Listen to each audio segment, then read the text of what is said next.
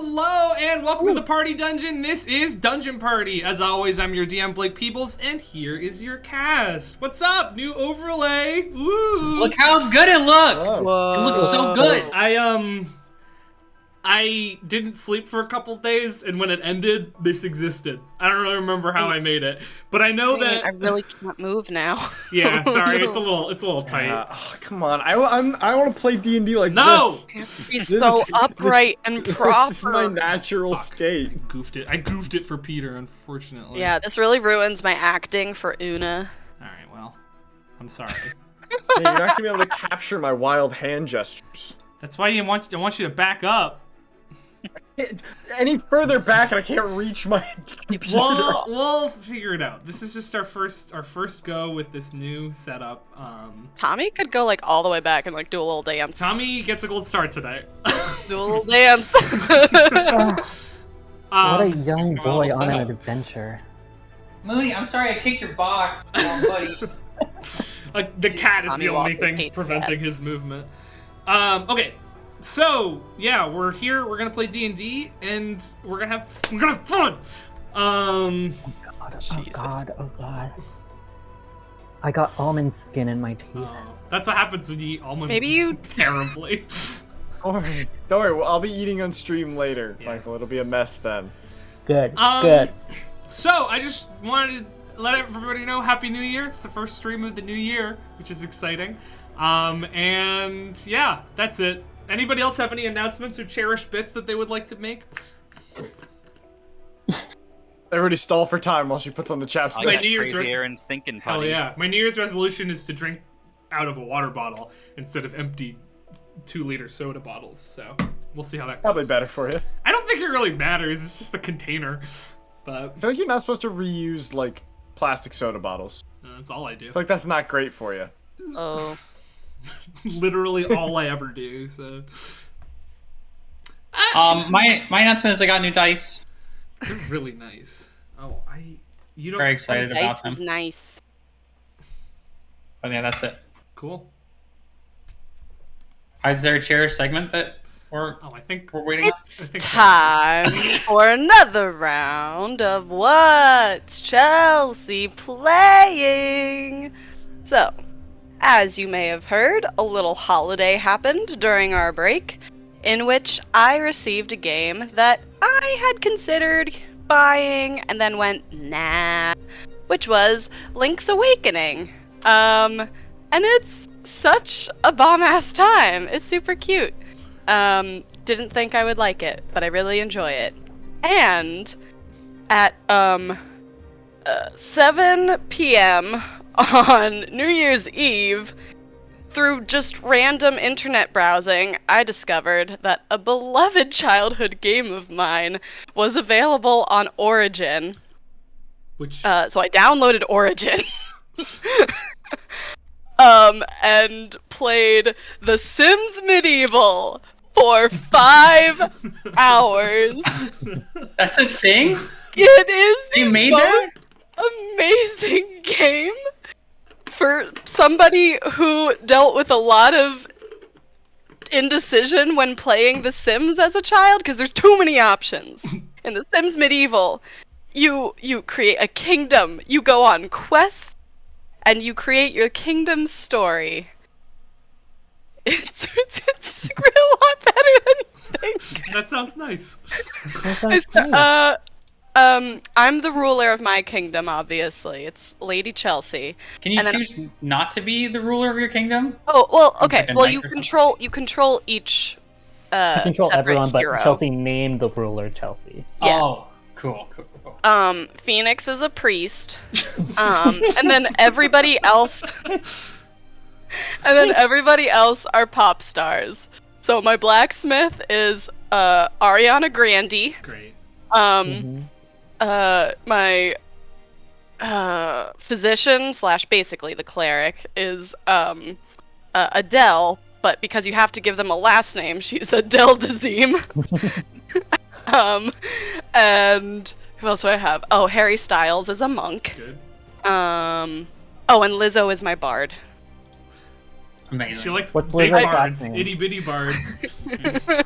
I could go on forever, but I'll stop there. When you said everyone else is pop stars, I thought you meant you put in like a bunch of other people and their role in the Yeah. fantasy world was pop star. I wish. And I was like, is this just me? I was gonna say, that's got Metopia vibes. No. All right. Well, hey, thank you for that chair segment once again. There were 4 things I didn't get around to this week that I meant to, and one of them was creating a Chelsea's Game Corner animation, but it'll happen soon. Anyway, One of these days. does anybody else have anything they want to add? Are we good to go? What is 48 Nope. plus Okay. What is 13? a good year? Is the question that was asked. Nice. Wow. all right, guys, check this shit out. I didn't even get to do my joke. Wait, hold on. Let me watch. I don't have the thing up. 1 second. Yeah, guys, no over. one react to it because my stream is on a very high delay. Whoa! That's pretty good. That's awesome. Success. Still They, waiting to they see. changing shit too. So don't worry. I like that the Discord green light up appears when I talk. Fuck! on I meant to. stream. I tried to fix that. Oh, I fixed it on the other one. Yeah. Okay. Thank you, Peter. Oh my god, my stream is so Welcome. Excuse delayed. me. Can you say something loudly, Peter? Hello and Okay, you're welcome good, I to Dungeon fixed Party. it. I'm your host. You're Mike Peebles. not. Okay. So last time on Dungeon Party Bright Futures, Tether after Tether was taken away by another thing I didn't do, write a recap, but I never do that. So after Tether had been taken away for questioning elsewhere, the remaining 3 members of the Bright Futures Initiative spent some time studying, trying to make connections, doing what people do in a giant library. The school teacher that Septon and Shandi had arranged to meet did not show up. Theoretically, one in a long line of disappearances that have been happening recently, though he hasn't been seen since.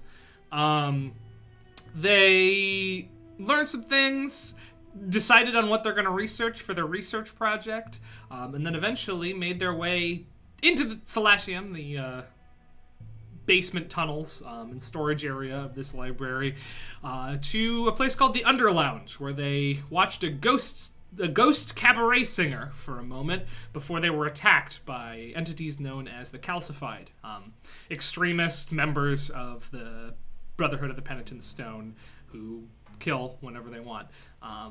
The Calcified set the place on fire, started threatening everyone in there, and our heroes, along with a brand new friend who revealed himself in the fight as a ghost, probably appearing slightly younger than the group, though who knows how old he actually is, and helped defend the people despite all the other ghosts in the room running away. He introduced himself as Everett, and that is where we left off, as Una has reluctantly pet his ghost cat, Little Shadow, and you all stand in the now slightly burnt out Under Lounge over the corpses of several rapidly calcifying bodies.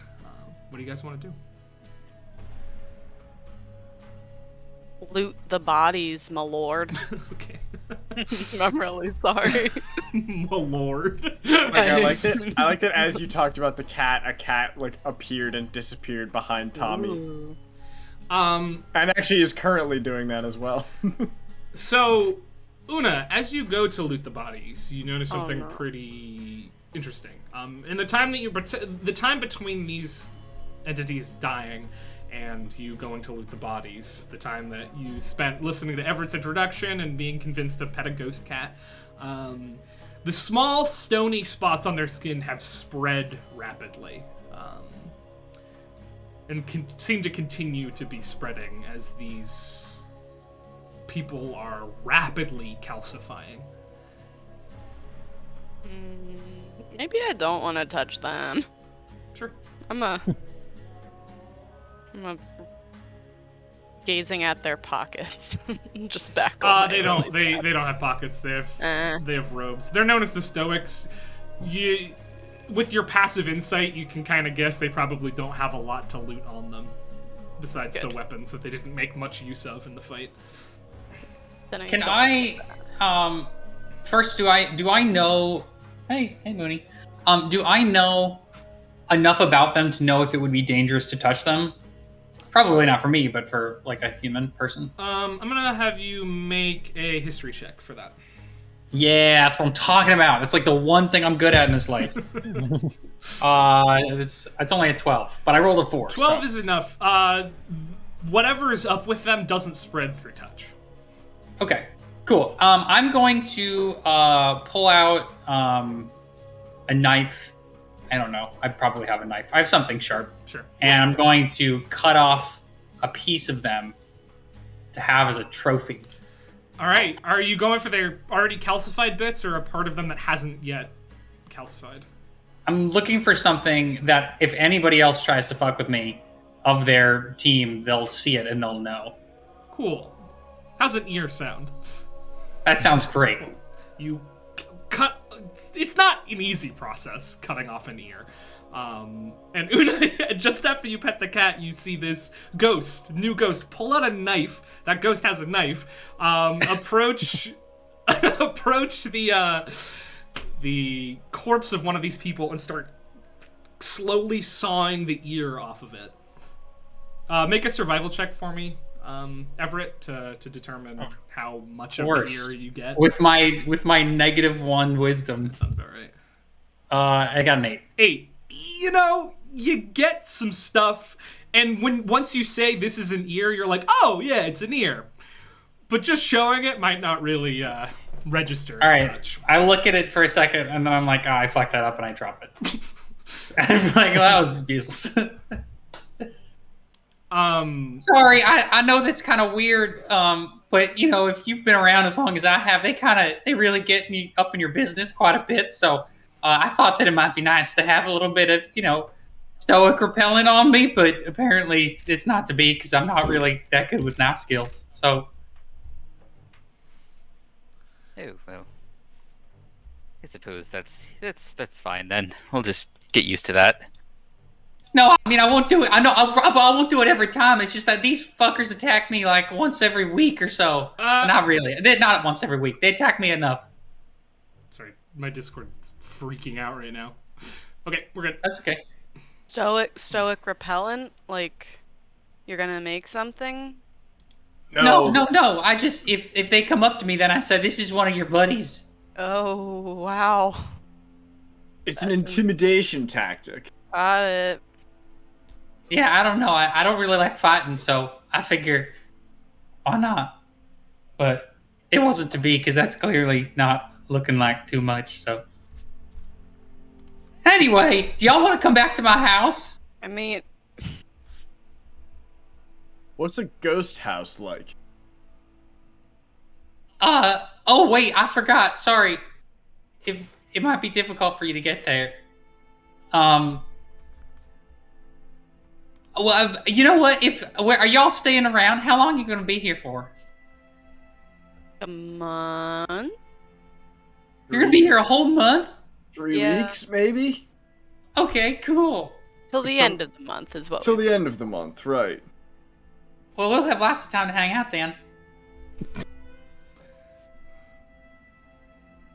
Is what just happened normal, or should we be telling someone about this? Yeah, does this need to be, like, reported?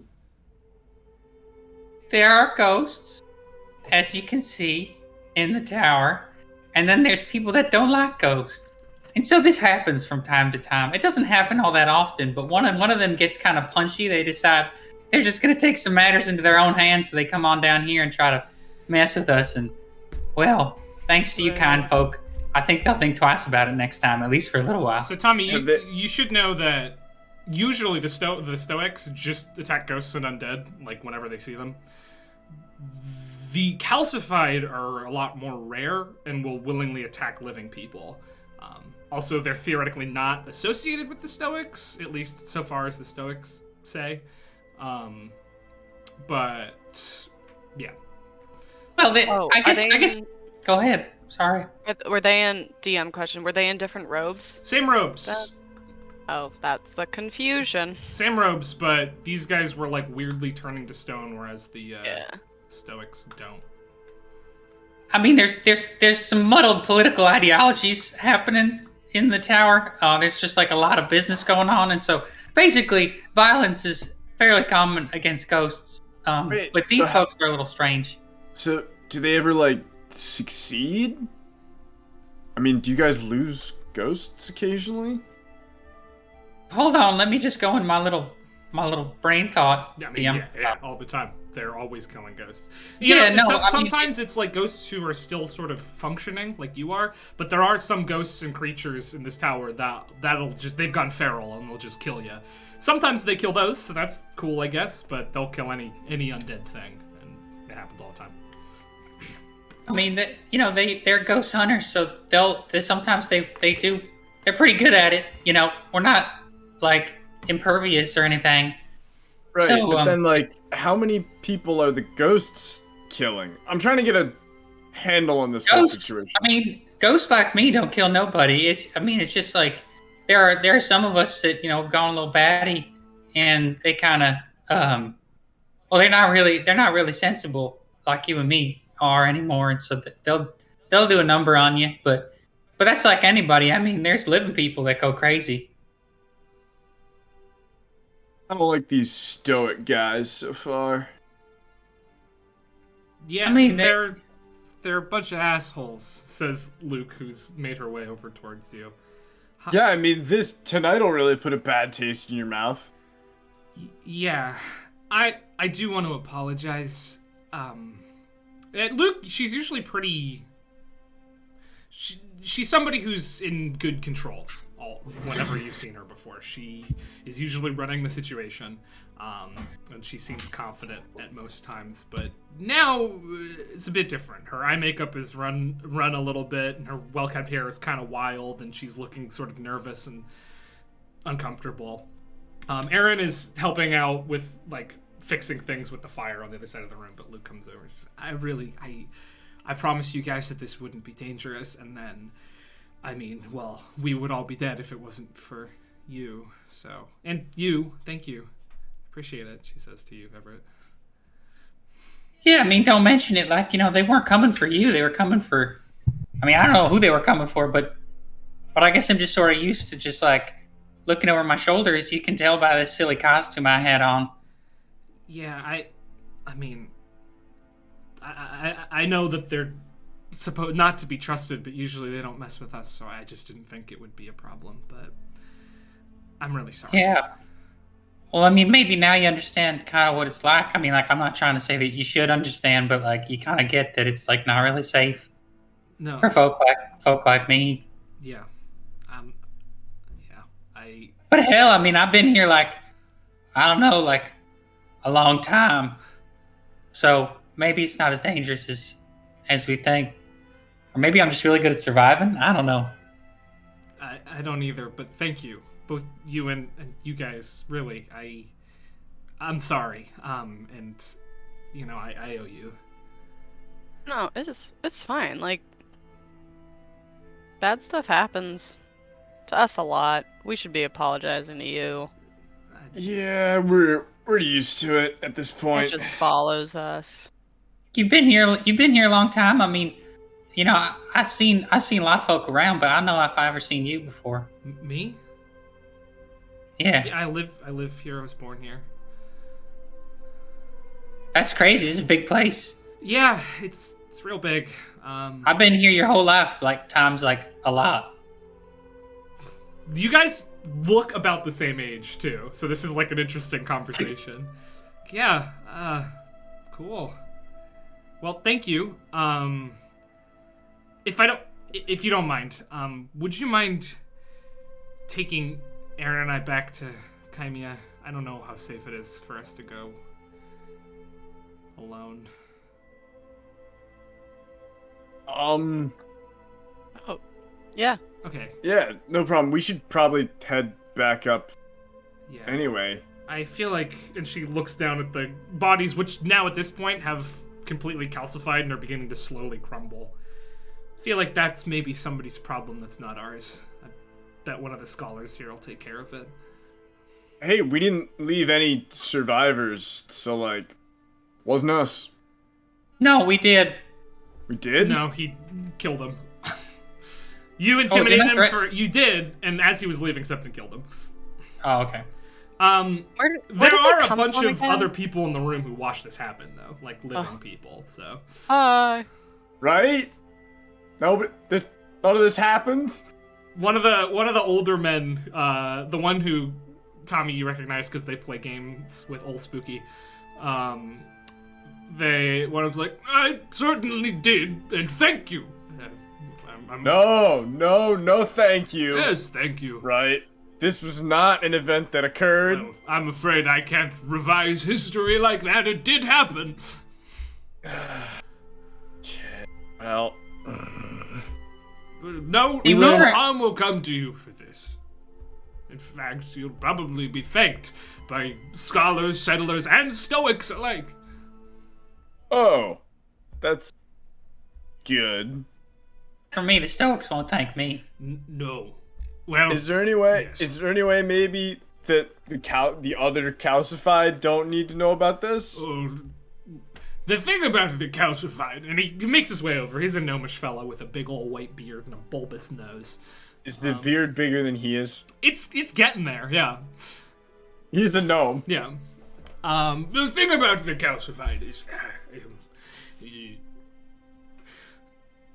every time there's an attack of this variety, which happens, I'd say maybe once, twice every 4 years or so, the very next day, and like clockwork, I'm sure you can expect it, the Brotherhood will gather in the center of the tower and explain that they have no affiliation with the calcified.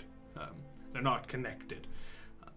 During any other time, there's no home base of the calcified unless they've, decided to camp out down here in Salatium, but I can't imagine staying down here for extended periods will do good for your health. But they're a ghost faction, really. Not literally, and he says to you, Everett. They don't exist until they attack, and then they don't exist again. The Stoics have been researched time and time again to see any connections, but there truly is none, it seems. There's extremists who think that the Brotherhood, as extreme as they are too lenient. They think that not only should undead folk perish, but anyone who associate with them or allow them to exist should also perish. And then they would become dead Well, or undead. Well, depending, yes. Kind of creating their own problems there. Yeah, well, then they get to do it twice, if you think about it. I'm not a man of violence, so I can't really speak to how that would feel, but if you like killing people, you'll probably like killing people twice. Yeah. Well, I appreciate it. Next time you see old Spooky, say hi for me. Yes, he's got that gem I'm trying to win off him. He recently came across a pretty interesting and fairly powerful magical gem, and he's putting it up for grabs in his little gaming area. I've been trying to win it from him, but he's just too dang good at Koboldia. Can't beat him. What does it do? I don't know. He won't tell us either. It's magic, there's no doubt about that. Powerful magic too, but until we can actually get our hands on it, we won't know. All right. Well, if I were to get it for you, would you be interested in, I don't know, some sort of arrangement? Well, if you get it, actually, it's very interesting. Yes, if you get it, and you just let me have, say, an hour or 3 with it, so I can determine what it is and take as many notes as possible, I'll give it back to you, and I'll pay you 100 gold. All right. I don't know. I'm pretty interested, but I just made these new friends, and I don't want to take away from our time together with being friends. No, I mean, no time we got- limit. I'm not going anywhere, and it doesn't look like you are either. So, Nope. I mean, we got a lot of time we gotta spend studying. And so, I mean, you know, as much as it pains me to say that, you'll have time to pursue your own gem hunting. What is Koboldia? Oh, it's a strategy game wherein you take on the role of two kobold armies protecting their dragon's horde, and the last one with the horde remaining wins. He's very good at it. I used to play strategy games with a friend of mine. I always lost, but I liked it. Well, maybe head on over to old Spooky's game room then. All right. We might need to head over to old Spooky's game room. I could give you directions. Although it sounds like you've been there before, my young friend. Yeah, no, I've been around Old Spooky. All right. I've seen his game room. All right. Well then, you know where it is. Anyway, I think I should hit the hay. Thank you for saving my life, and I'll be in the third floor archivist office if you should get the gem. Just ask for Archivist Magnol, and that's me. All right. Nice to meet you, Magnol. Archivist, no matter. Nice to meet you, Archivist Magnol. And he sort of waddles out with his other two older friends. Yeah. Well, I mean, I don't have much use for gold. At least I haven't in a long time. But I don't know. Is that interesting to y'all? I bet I could win it. I'm pretty good at games. John D likes games too. Ooh, what's that? No, I remember you as at the festival and at the beach. Oh, you were yes, winning well- stuff in games. I'm more interested in the prizes, if I'm being perfectly honest, and I don't know, what was your friend's name? Old Spooky? Oh, Spooky, yeah. Does he have other prizes up for grabs if, say, I were to win and didn't want a gem, but wanted something softer? You know that Old Spooky's a betting ghost. All of his games have a buy-in and a reward. Usually he just deals in coins and magic items, but hey, he might have some other stuff. You don't know. You haven't probably been there for a while. Yeah, I mean, old Spooky will pretty much put anything on the line if you're willing to convince him. I mean, if you know, he likes the thrill of the game, and so he's definitely down for a good bet. It may be worth a look then, to see if I can add to my collection. I really like strategy games because, you know, in my travels, I was definitely I was a general of a couple armies for a while, and we used to do these great big campaigns, and I used to lead these armies into battle, and so, you know, I haven't had that thrill in a while, so I just play games to keep it going. Interesting. How old are you again? I'm 14.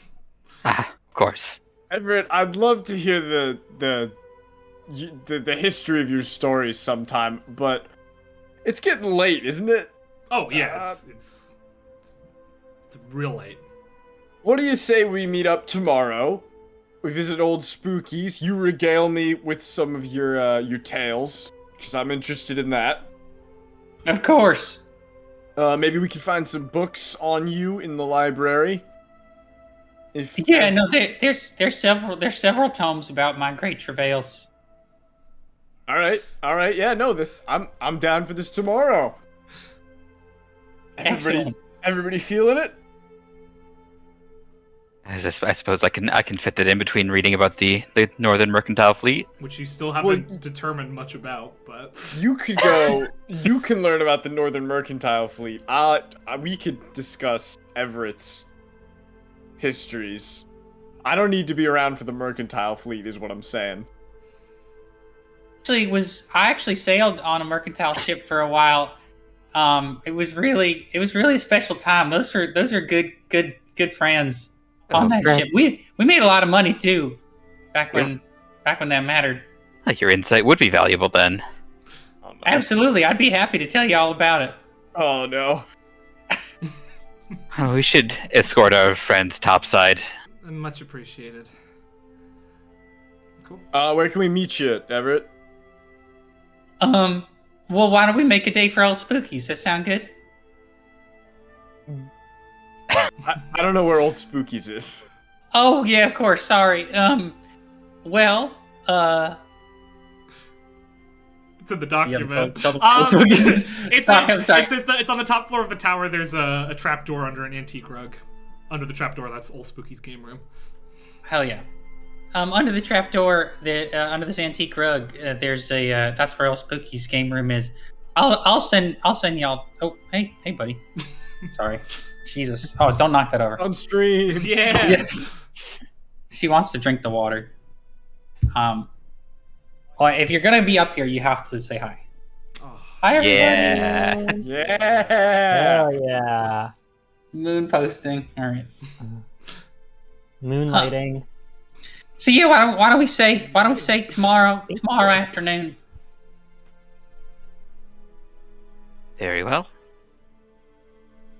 All right. I'll meet you there. Bye, everybody.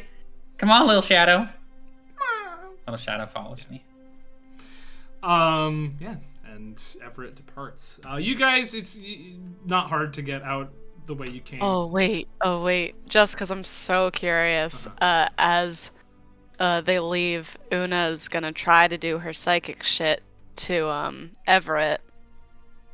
So if it works, Everett, you'll works. hear. Cool. Then Everett, you hear in your head, without my lips moving. It was nice to meet you.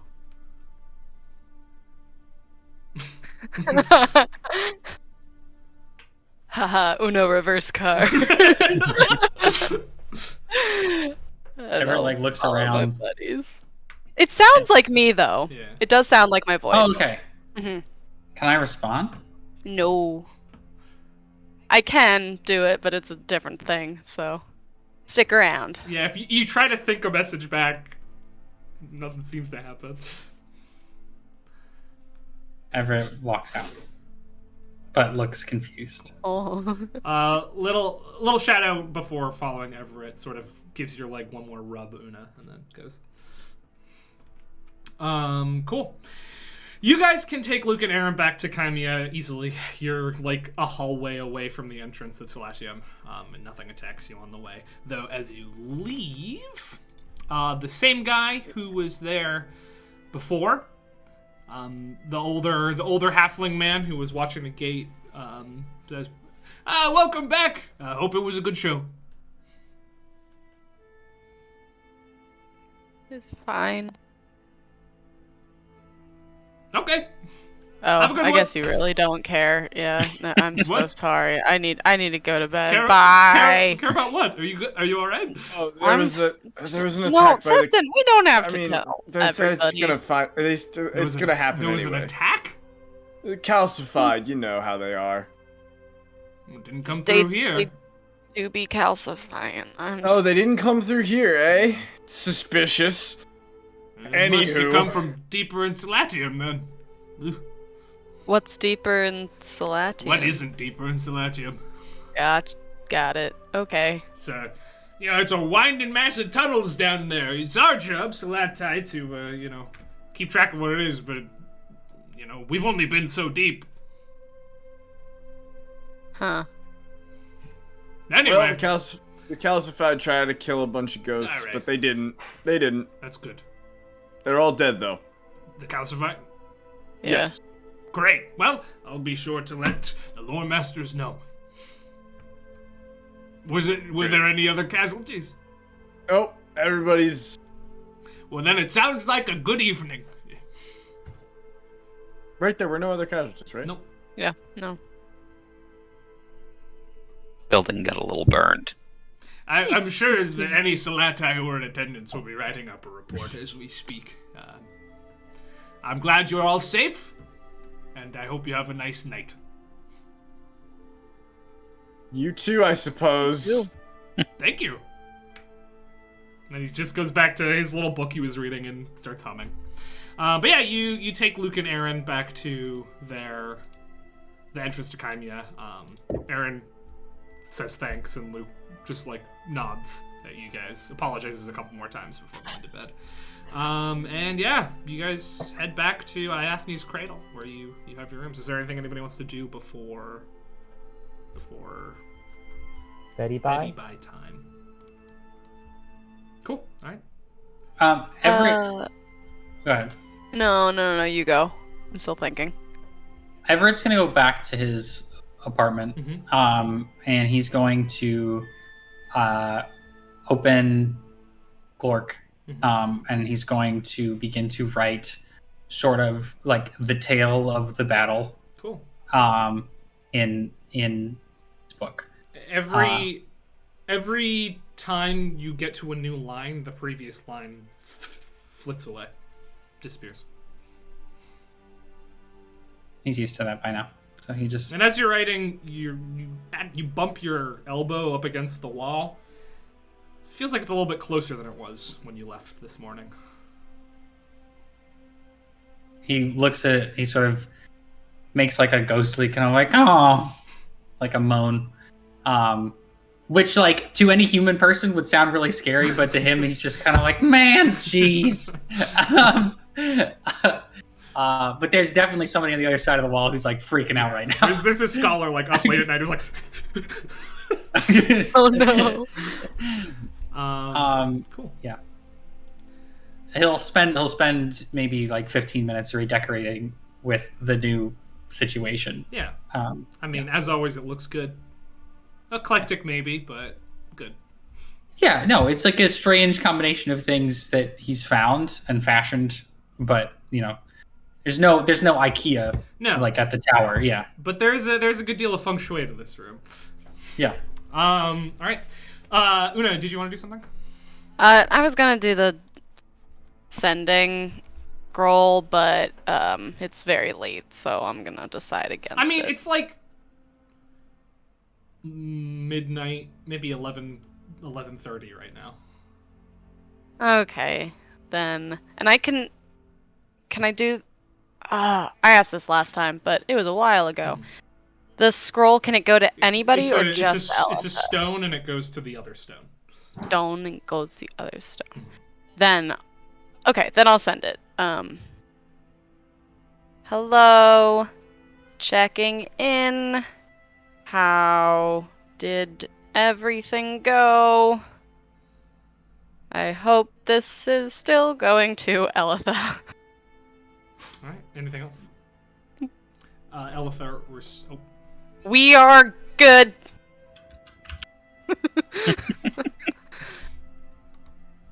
Cool. A moment passes and Elithar responds, "We shall be back tomorrow. Things went smoothly. Should be fine. I hope you have your projects chosen."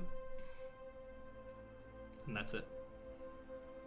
Oh, did Tether want to say something? Tether's not in the room with Elithar, right? Yeah, no, that's why I wanted to interrupt Elitha and then pick up all the words, but I wasn't. I knew I wasn't.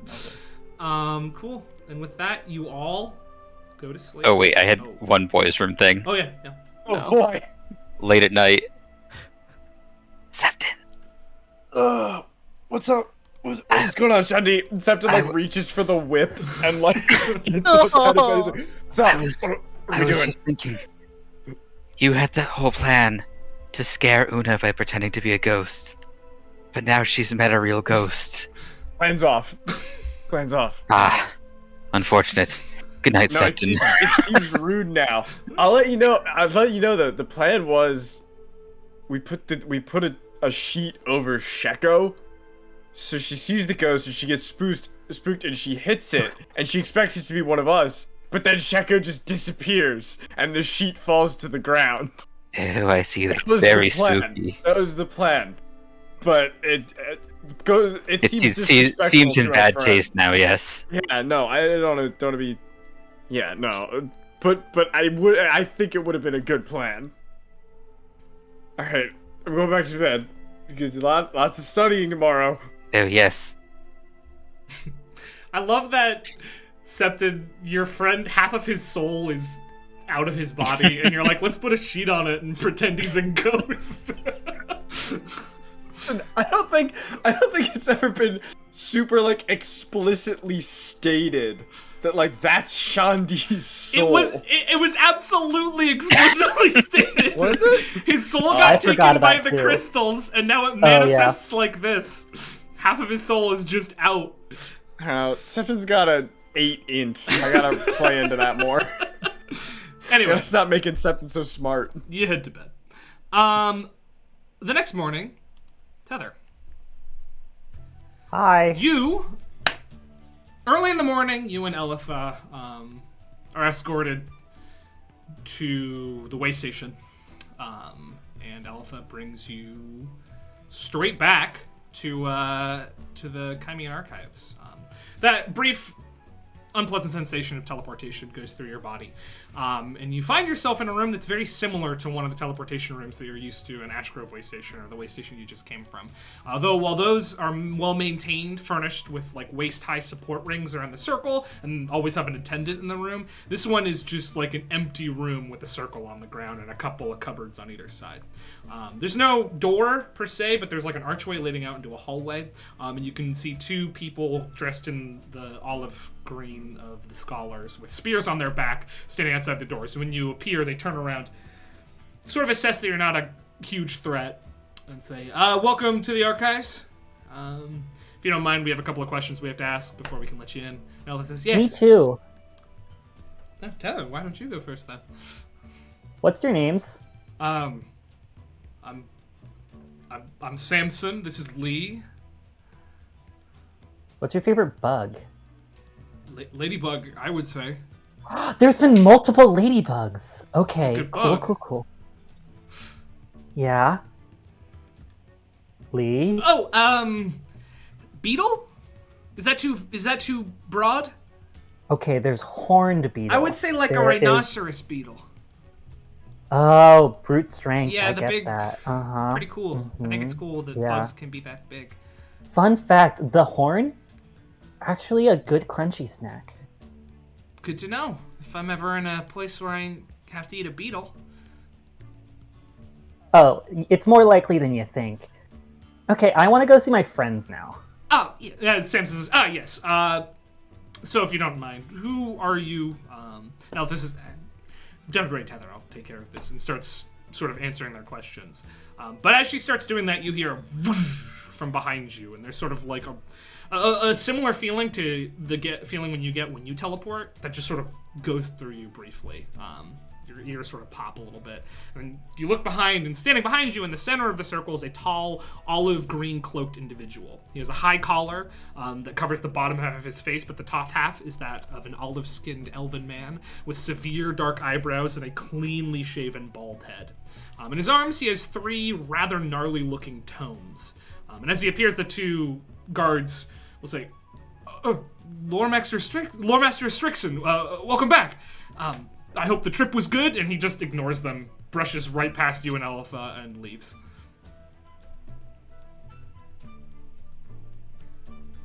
The guards say, sorry about that. The 2 of you are free to go. Enjoy your time in the archives. Since he walked past, I heard the questions you asked. Do you want me to run and ask those questions? No, so you guys don't have to leave? he's one of the 3 lore masters. He's in charge of this place. Like the circle space? No, Like this no, the space or whole all- the whole archives. I didn't even know he was gone. Weird. Okay. Have fun. And Lee says, if I see any beetles, if I have to eat any beetles, I'll think of you, Tether. It's not the climate for beetles here. You're right, yeah. Okay. I'll find some termites, though. In here, or you say that, or is that what you're about to do? Oh, no, I say that. Oh. Yeah, I bet you could find some. In fact, who knows? Maybe the archivist will pay you to eat those termites. Refectus, probably. If I enlarge the termites, then it would be for everyone. I wouldn't do that. I think the Refectus might get pretty mad with a bunch of giant termites on their hands. Then I think about enlarging. And for another day. Bye. All right. Yeah. Alpha brings you up a few flights of stairs. As you're leaving, you can see that there are several other rooms similar in size to the one that you just teleported into, but different. There's looks like storage space, as well as maybe a few offices. You see a figure dressed in like a giant wizardly cloak with an olive green earring, organizing scrolls on a desk. They look up at you, Dragonborn, sort of nod and go back to their work. That takes you up a level. One sec. Takes you up a level, and you find yourself in just like a massive empty room. The ceilings are pretty low and the lights are dim. You just walk through the center. Your footsteps echo a little bit as it's fairly wide, but you come to more stairs. As you're going up the stairs, there's a door off to the left that you don't go down, and then there's a door off to the right a few stories up. And then eventually you make your way back into the first floor, the reception chamber that you came into when you first came into the archives. It's fairly early morning, so there aren't a whole lot of people here. You do recognize a sort of messy wizard and his giant cloaked companion are sitting there. It seems like maybe they slept here. But So are they the same people I recognized from entering before? Yeah, it's the same people. Yeah. Okay. I've already... But Elitha says, all right. Tether, be a dear and go fetch your classmates. Have them meet here, so we can have a bit of a meeting now that I'm back. Okay. And I wild shape into a deer and start charging. No, Tether! Tether, it was a figure of speech, I'm so sorry. I'm going. Oh, goodbye. This is amazing. As a deer, getting up these narrow stairs is not easy, but you managed to make it happen. I'd say about 20 minutes later, you make it up to your floor. The rest of you have probably woken up at this point, but maybe you aren't ready necessarily for the day. Okay. I'm gonna lower my antlers and charge at Una's door. Una, as you're sort of like strapping your armor on, you hear a boom! Something huge and loud collide with your door. My psionic blades go up into my hands immediately. Back up, and go. Boom! The door shakes. You can hear the hinges creak a little bit. Tether, Septon, yeah, there's trouble next you door. You guys can hear this too. What's going on? All right, hang on. Should we like poke our heads into the hallway, Shundi? Back up. Be prepared for anything. Draw my sword. Door and face me like a man! Person! What did you say? Why don't you open the door and face me like a man? Person! I'm backed up. Start to charge. You see, I'll open the door! You open the door. You see No, a no, deer. I didn't say that. No. I said, I'll open the door. Oh. If maybe we just want to talk. The two boys' room door opens and you see just a deer. Green deer? I don't remember. I feel like your wild ship was specific. No, yeah, we all agreed it was Beast Boy. Yeah, a green deer just running antlers first into Una's door. Una, the door, like you can see that it's come off its hinges on the top. It hasn't fallen in yet, but. Do I see that? Yeah. Can I jump and try to hit the top of it? Make it. I'm gonna hide under my bed. Make an acrobatics. And get ready for a sneak attack. Make an acrobatics check with deer stats, please. I'm pulling up deer stats. Might have to look up stag. Shundi, is that Tether? I think it's Tether, yes. Should we stop this? That seems like a good idea. Tether, stop destroying the archives. We won't get our 16. security. 16. Yeah, you jump and you hit the top of the door, just buckling it down. You hit it with your hooves this time, and the door just boom falls inwards. And Una, you see a deer just land on top of your door. Hey, I'm glad that's not our room. Yeah. Oh man. There?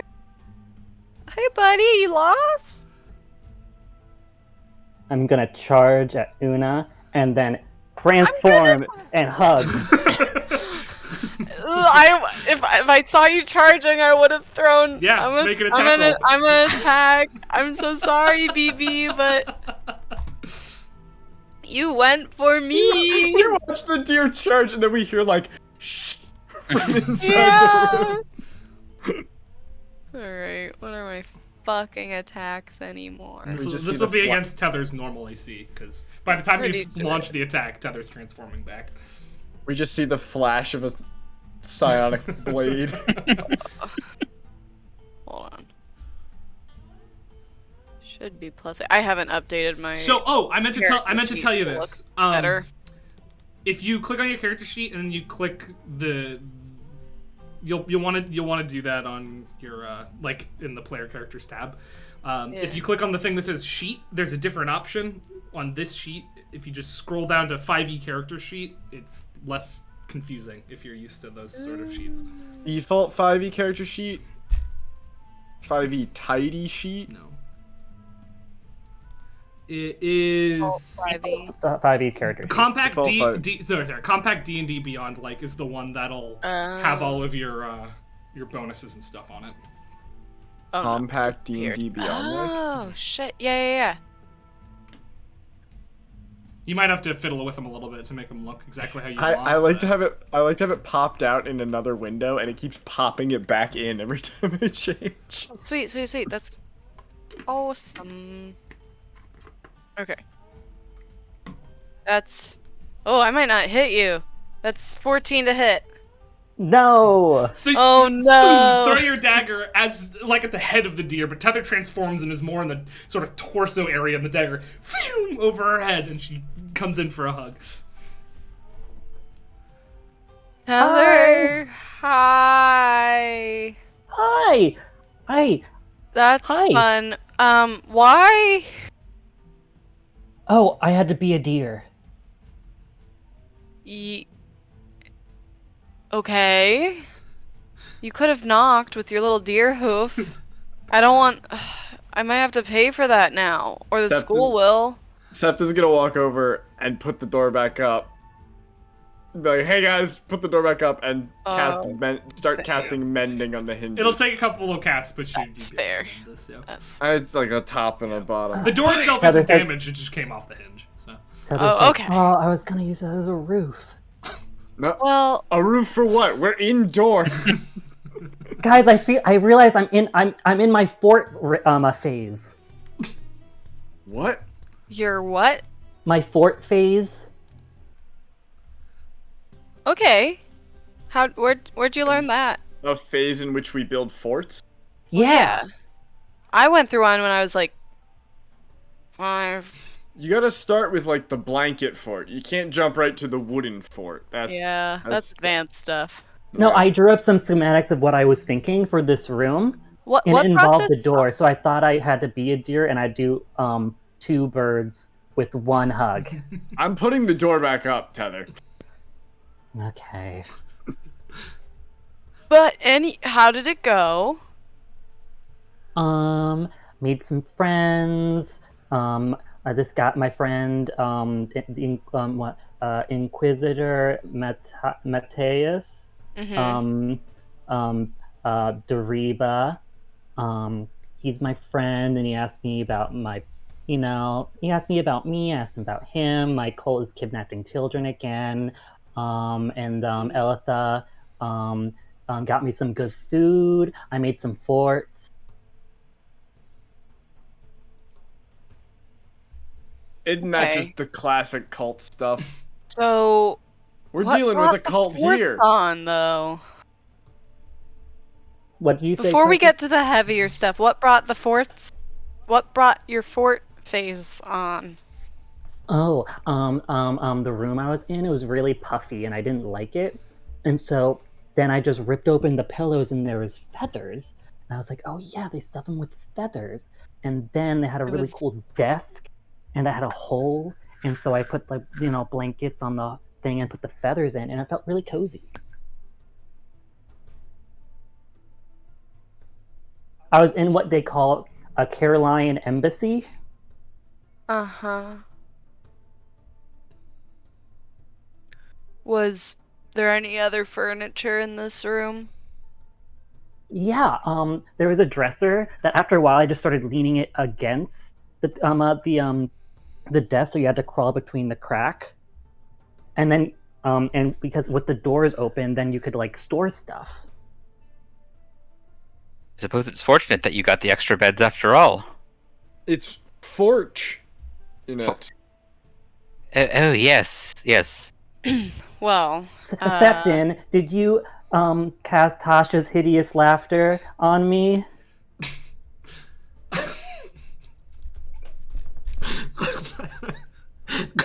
well, okay. Yeah, alright. You know what, Tyler? That wasn't your worst one yet. You're doing good. You're showing improvement. Thanks. So, Tether. Yeah. How are you feeling? Good. My friend Duriba said if I ever felt unsafe, I could we could go to Caerlion. You get the sense she's talking about the country Caerleone. Yeah. Yeah. Okay. Not Carolina. Not Carolina. Weird. Classic Fantasyland, Carolina. Yeah. I have a rich and deep fantasy lore, and Carolina, just the normal one, is in the middle of it. It's not the north and the south. It's No, there's a Carolina. floating island Middle above the Carolina. continent. It's both. They're both there. They didn't split in my time. There was no schism. Yeah.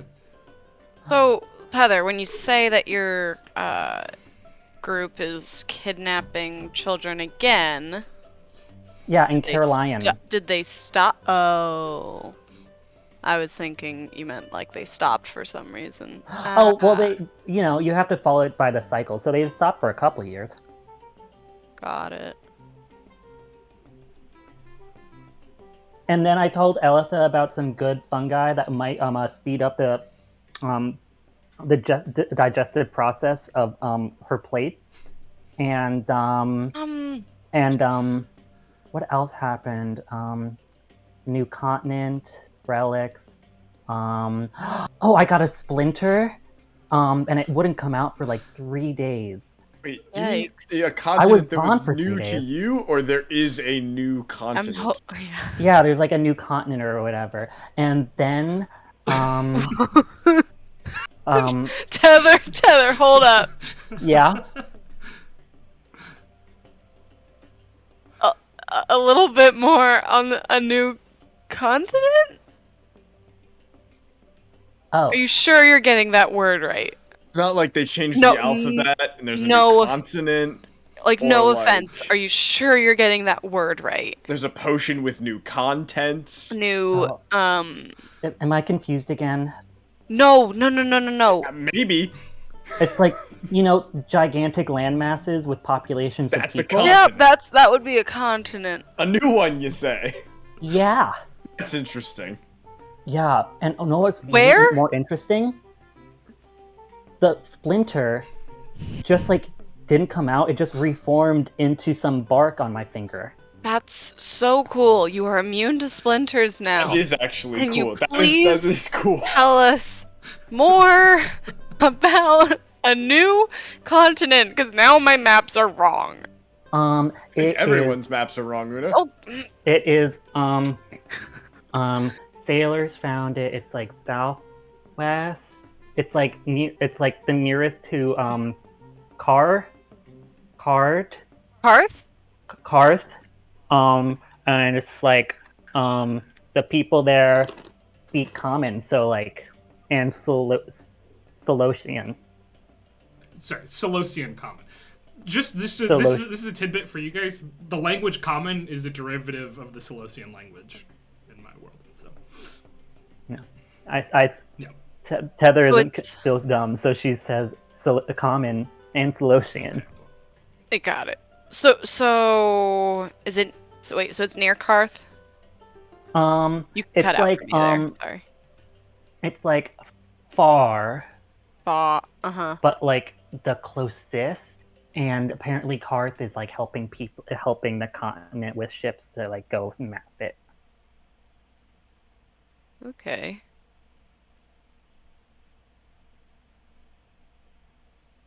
But anyway, what's up with you guys? But how did that come up, Tether? What? how did you find out about it? Oh, apparently it happened a while ago while we're in the Underdark. Elitha was just catching me up. Mm-hmm.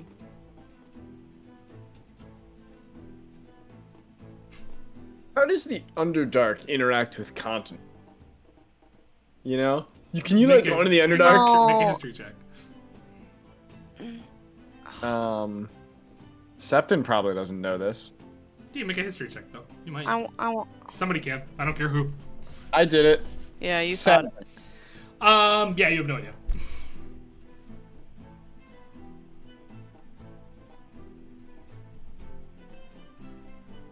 Do we have class today? What? Well, Elitha's back. Yeah. Oh my, I almost forgot. Elitha asked me, be a deer and get the others to bring them to a place. And Oh, how long ago was What that? place? That's What? funny. How long ago did she ask you that?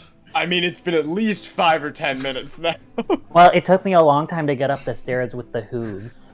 And then it took a second to knock the door down. Okay, And but what then- place?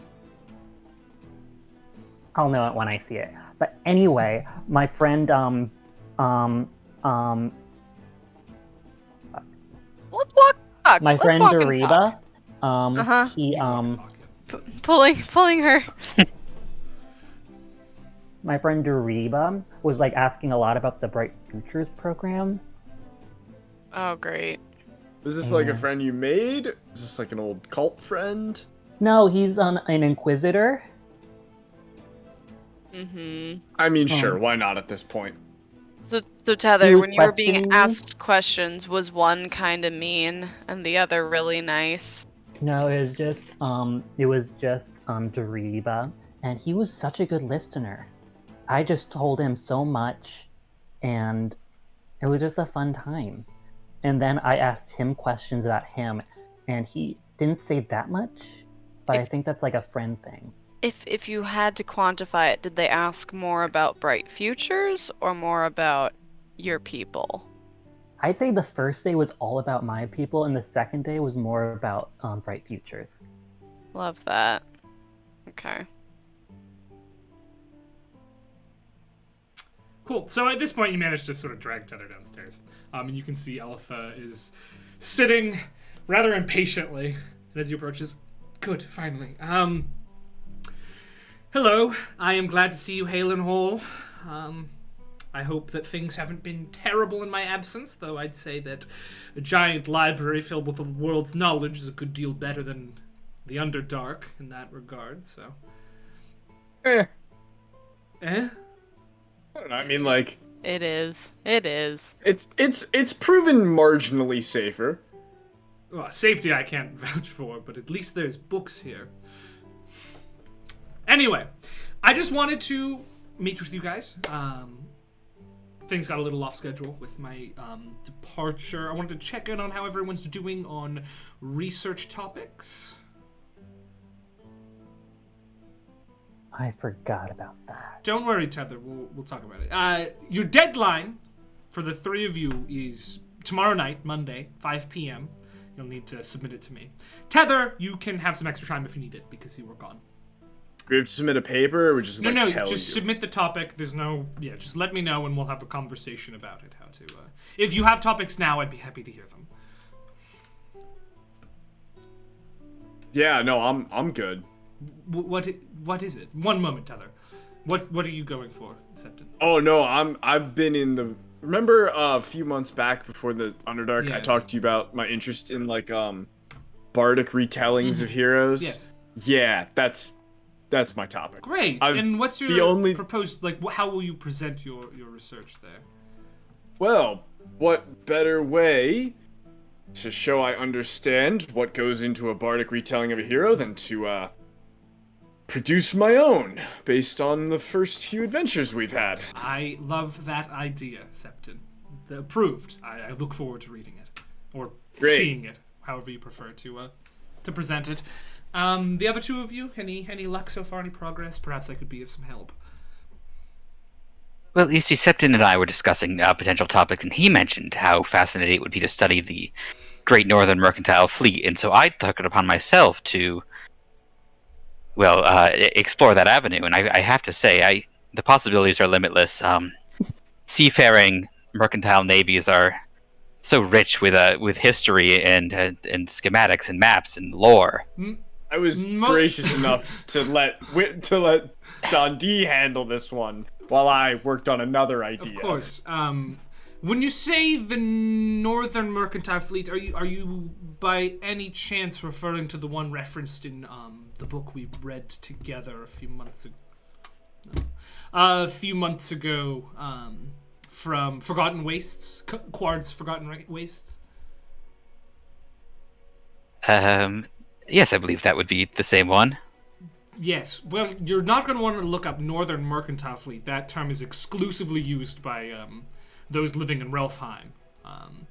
It's the merchant navy of Zextria. If you're interested in that one in particular, though, if you'd like to broaden your topic, you're more than welcome to. Well, we'll start there, but if the topic needs broadening, of course, yes, so be it. The Quard, of course, refers to this as the Northern Mercantile Fleet, because that's what it was for him, though most wouldn't consider Zextria terribly north by Renarsian standards. And Una. Oh, I was going to look at I was looking into magical weaponry, specifically weaponry that can be summoned, kind of trying to figure out like my abilities. All right. It's a bit in a sense. It's a bit broad, but I think you could do something with that. All right. And what would be your proposed research presentation method? That's could I write in a paper and read it out loud? You can just write the paper. You don't have to. Fantastic. That's my backup plan. When it comes to weaponry, some people like to demonstrate, but if you'd prefer to write a paper, then I am all for that. If I would love to demonstrate, that would be fun. But still in the first steps of figuring out. Of course. Well, if you change your mind, just let me know. No problem at all. Great. All three of you are approved for your research topics. Tether, what were you going to say? I have two ideas. Oh, already. Great. One, the concept of death and how it is viewed in different cultures and religions, and how people have tried to circumvent it. Or two, why people like ladybugs so much. I love both of those ideas, Tether, but the first one I feel has maybe more concrete evidence you could lean on. Okay. But the ladybugs, Why don't you... Let's say this, Tether. The first question should be your project, but if you'd like some extra credit, then you could run some questionnaires about ladybugs and dig into that as well, on top of your original project. Okay. Well, good projects all around, folks. Yeah, Tommy, this music do be slap. We will be resuming class tomorrow. Daytime classes, and you're to meet me in the lecture room of Eathne's Cradle. It's I assume you've been to the cafeteria by this point. No. Your friends will take you there. It's one floor beneath the cafeteria, just a big lecture room, and I've reserved it for a few hours every day for our classes. We'll be resuming Tuesday. Tomorrow you can research a little bit. But yes, I have some matters to take care of, so unless you have urgent need of me, I think I'll be heading into the tower. But I'm glad you're back, and I look forward to your projects. Do you want me to collect those spores? I said you should. No, Tether, that's all right. cultivate? I think we'll skip that one. Okay. Till when we get back. Sure. And now, a little embarrassed, she turns tail and heads into the tower.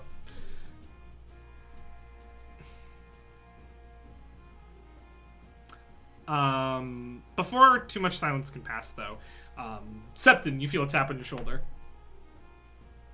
Happy New Year, says Oliver. Hey, Oliver, how you doing?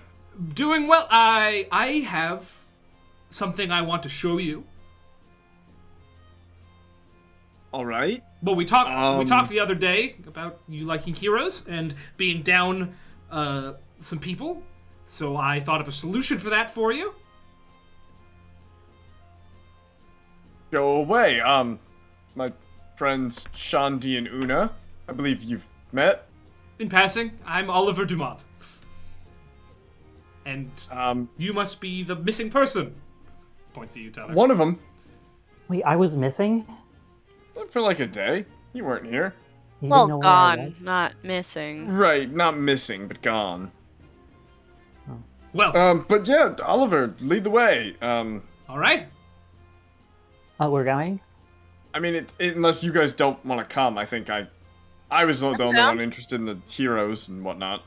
Can you remind me what Oliver looks like? I'm a visual. Yeah, remember. Oliver is sort of an average height, little skin, average build, but maybe on the skinnier side.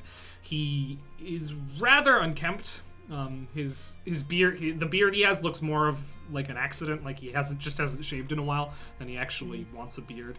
And his brown hair is sort of puffy and it hides his ears. It's hard to tell if he's a human or a half-elf, but you'd wager he's probably one of those two.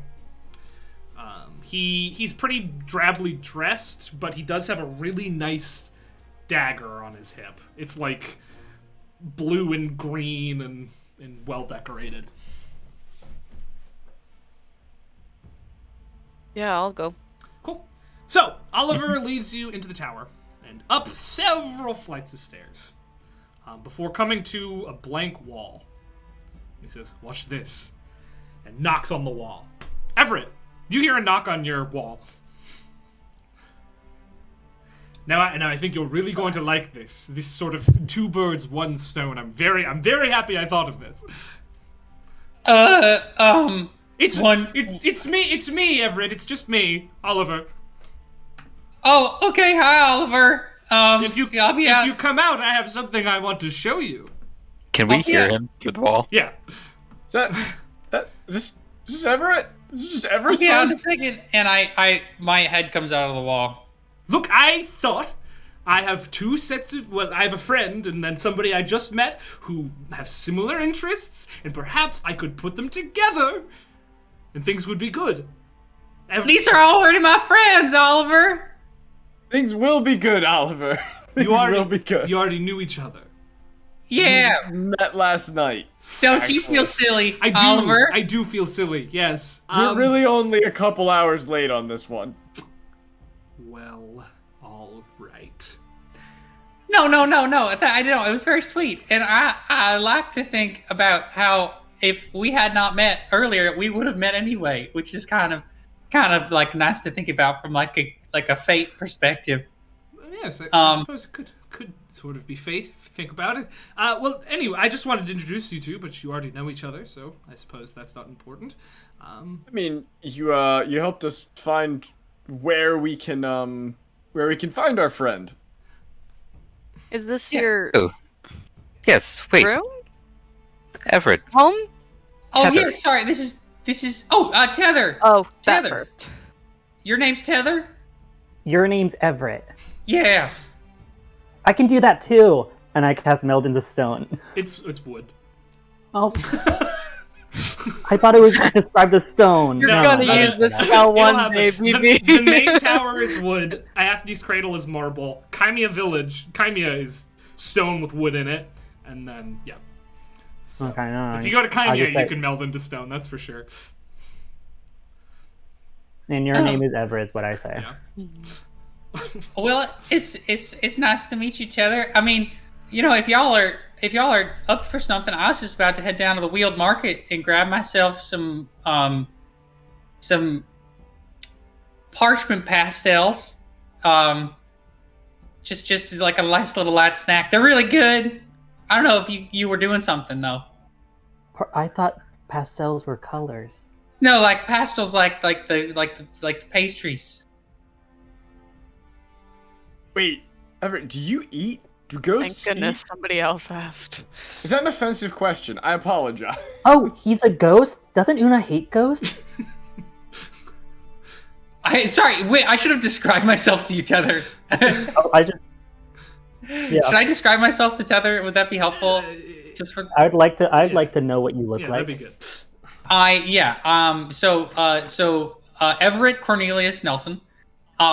He's has this like skin is like sort of translucent. Like if depending on how you're focusing your eyes, you can kind of see through it. He is rather short. He is wearing this sort of matching vest and pants of faded purple corduroy. He has a white shirt underneath it. And he wears a couple like brown leather fanny packs, but all of it is like a little bit translucent. And he has glasses sort of like on the top of his head, just sort of sitting up there. Anyway, so that's what I look like. And so, yeah, I clearly do not look corporeal. Okay. It's an interesting question you posed, Septon. Most ghosts don't have to eat or sleep, but what's very interesting about my good friend Everett here is he does. So, figure that one out. Yeah, I don't know. Well, you're the necromancer. You figure it out. I've been trying. Yeah, just, I was looking for just like going down. I mean, like, I don't know. I guess I don't get like quite as hungry as maybe you guys do, but like I like to eat things because it tastes good. Do you want a berry? Sure. The berries just appear in my hand. Are we all gonna eat berries, or is it just like you're just giving me a berry that you just like pooped out of your hand? No, you said you were hungry, and my friends for some reason only eat one, but you can have multiple. How many berries are there? Really full. There's 10 berries. I'll take one. I'll be like, Everett, don't worry. They're not gonna hurt you. It'll. Okay. Septon will eat one, Cool. so he doesn't have to eat clam chowder today. Yeah, you're full now. A friend of mine used to say, essence a la tether. Oh. Everett kind of like takes a nibble. It's good. It's flavorful, and even with just a little bit of a nibble, you're feeling like you probably don't have to eat a whole lot more in order to sustain yourself at the very least for a while. Yeah. Are there good berry eating contests where people just see how many There they are, can yeah. eat before they puke? There are those. It's a pretty common festival game. Well, I said I show you my apartment, but that's a little out of reach, I think. Wait, is if it's made of wood, or are there like pieces of wood like together, or there's like cracks? It's like flat solid, almost tree-like. Yeah. Okay. So I guess I can only really come with you guys. It's too bad. I've always wanted to like have a guest, but I can only have ghost guests. Oh, Everett, I have the spell fly in my book. I could just fly up to your window someday if you'd like. Yeah, come hang out. Yeah, I think you'd really like it in there. There's I like a it window? a lot. I can get there. Okay, well, that sounds cool. I'm a little embarrassed that you already knew each other, but I had a second purpose today. Since you're explorers, adventurers, I figure you might get up to some dangerous business here. And I have this for you, and he hands a scroll to you, Septon. Should yourself or any of your friends ever get an unwelcome visitor just in them, that spell will help. In them. Yes. Septon looks at Una. Why me? Is the thing on the list? What? Oh. Which one? Never mind. I think I may. Balthazar isn't in us. No, not Balthazar. What about me? No, don't say anything about him Hi, being in you. He Balthazar. will Hello, use Jabba. that. I missed you. It's you too. Which one? Your thing or my thing? No, like the cloud thing. Isn't that like, or is it not? Is it not a thing? Wait, hold on. Is this Oh, see, that's not. It's that never happened, and it's not gonna happen. So. All right, we'll come back to that. Do you mind if I have a peek at that? The scroll? Well, yeah, that's kind of my whole thing. I don't know if you noticed, but Sure. Yeah, I mean, you look at it, you recognize it pretty quickly, because this is a spell that you have in your spell book. This is Arcane Exorcism. That's a scroll. this is one. I mean, you don't think you're ever going to need it, and then all of a sudden, boom, your friend, it just gets possessed, and you need it right then. Okay, like possessed. Yes, Okay. sorry, I don't know if I phrased that well. Yeah, no, it's an important one. I'd learn this bad boy. I mean, as long as you hang with me, I'll keep it on me, but I think I can learn this Well, one. there's a lot of ghosts here in the tower. You can. It's a bard spell. Is it? Mm-hmm. Is this an official spell? Yeah, officially cool. Take that as a no. This spell. you're talking to the Wizard of Assyria right now, okay? So, anything is official. Yeah. This is a homebrewed spell. Though you have seen this spell before, Peter. There's a reason Oliver specifically gave it to you. He bought it from back in Brandonstown. Have I seen this scroll before? No. Is this like the scroll? Okay. Oliver made a scroll out of a spell from his spell book to give to you. Because there's a lot of ghosts here in the tower, and some of them are great, like Everett here. Some of them aren't so great. So if you're going to be doing some exploring, it's a helpful thing to have. Well, thank you, Yes. Oliver. I mean, we owe you one. Oh, no problem. Really. If you need more scrolls, there's a good scroll merchant in Chimia. Or if you want to have this one copied, he'll do that for you. So, just so you know. Thank you.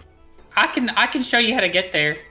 Yes, I think I'll leave because I clearly wasn't really needed to facilitate a connection here. But if you need me, I will be pestering the receptionist. So, see you later. All right.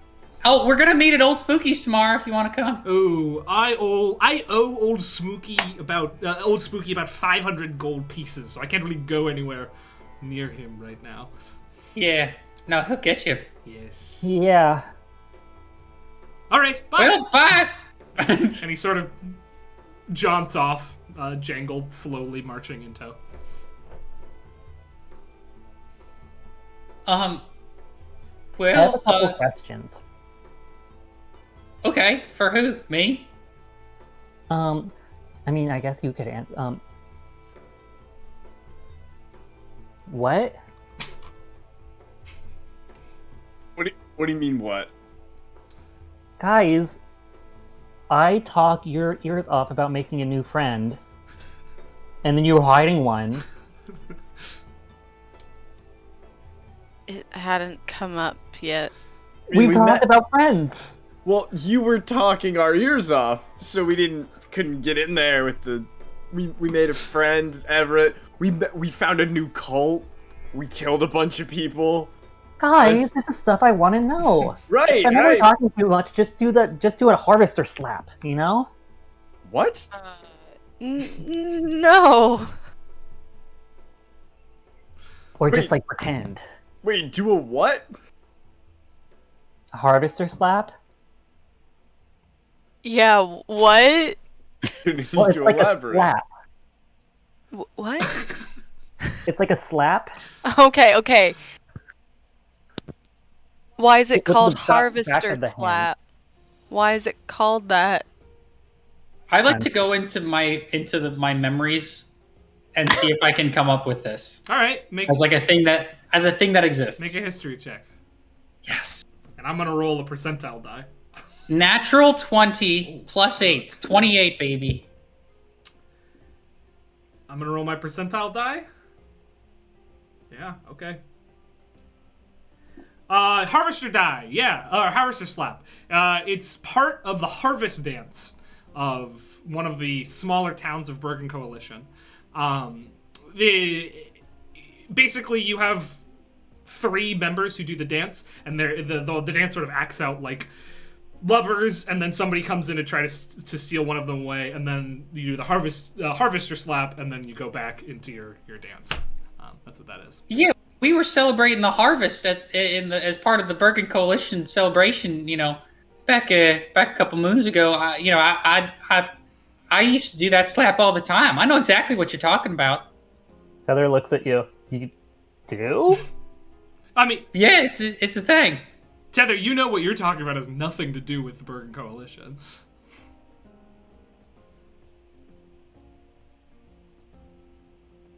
Here, I'll show you Okay. how. We're not supposed to tell. Everett starts doing this like do-si-do and then just like goes and like whoop, and smacks you. I mean, yeah, you do it perfectly. You're able to immediately recall the steps to the dance. Though looking at Tether's face, it's the kind of face you've seen before, where you've told somebody something that you were 100% sure of what it was, and they don't seem to understand, and you're worried it might have happened again. In Septon and Shandi's head, I just want to go, what in the nine hells is going on? I have Septon never just been says aloud, apropos of nothing. Ew. Harvester, I already know her. God damn it! Well, anyway, so you can meet a new friend? Can I join in, or is that is there a term limit? I mean, like a limit for the number of people I will allow to be my friend? Yeah, or is it like a shared experience thing? Well, no, you can be my friend. Don't think about it too hard. Okay, so she takes out her notebook. Can you spell your name for me? Yeah, sure. My name is it's Everett Cornelius Nelson. And that starts with an E? E as in Edson. V as in Verily. E as in Excelsior. Can you not do the as in? About 10 minutes later, Tether, you have the information you require for your book. Oh, so I mean, I also need. What's your favorite color? Oh, it's obvious. It's this nice shade of purple that I'm wearing. Okay. Favorite bug? Oh boy. I guess I can tell you my least favorite bugs. Why? Because they're bugs that eat paper, and they are a real nuisance around the archives, as you can tell. But what's your favorite bug? I don't know. I hadn't thought about it in a while. I mean, there's some good. I've known some good giant bugs, but I had to kill them. Because that was what I was hired to do. And you're hungry. Yeah. Well, no, it wasn't. I wasn't trying to eat them. What did you do with the bug afterwards? I was dispatching them based on the contract that I was given at the time. We're going down a path. Favorite bug? I don't know. I guess like mantises are kind of cool, but a little scary. But I kind of like that. Mm-hmm. Okay.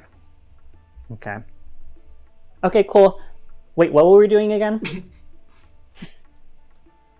I mean, I really think that we were gonna go to town for the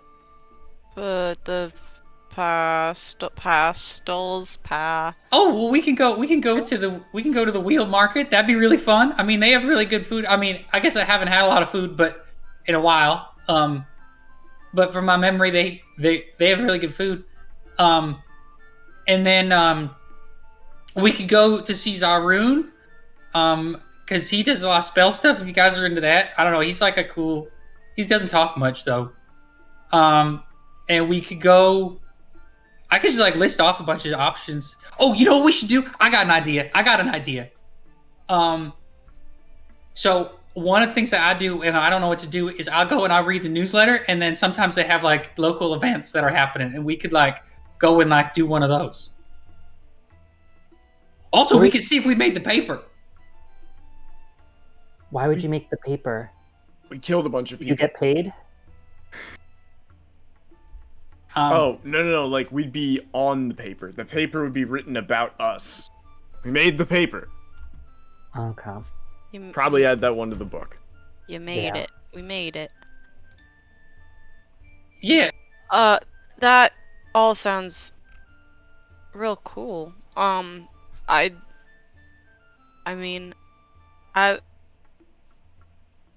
like food, so I'll go to the market. Yes, But a respite. I should get some research done today too.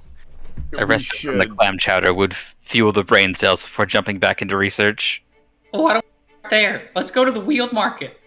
Cool. All right, so Everett leads you around the curve of the tower over towards the entrance of Chimia. Though, as opposed to the first floor, the only floor you've ever really been on, you find yourself on the second floor. And the second floor is pretty different than the first floor. Where the first one, it seems to be mostly sort of residences built out of reading rooms and the school facilities. This is it's like a business center, really. As you enter in, you can see that there are little like return carts, or probably what were once return carts, upon which people have made little kiosks and stands and stuff.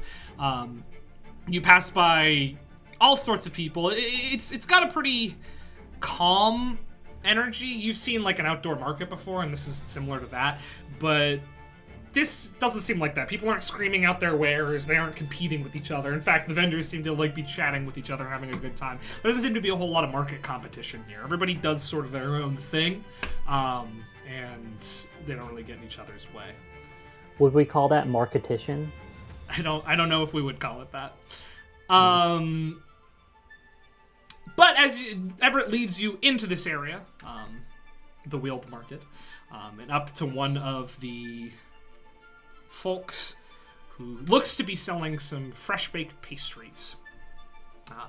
She's a Firbolg.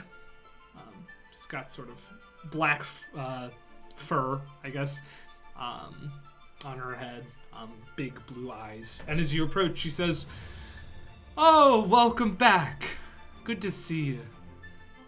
Good to see you too.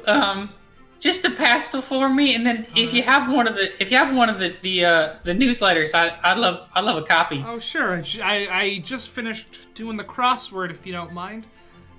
It's alright. No, it's that's filled okay. in. All right. No, I'm not really interested in the crossword. So. All right. That'll be 3 copper pieces, which you have. I know I didn't give you gold, did I?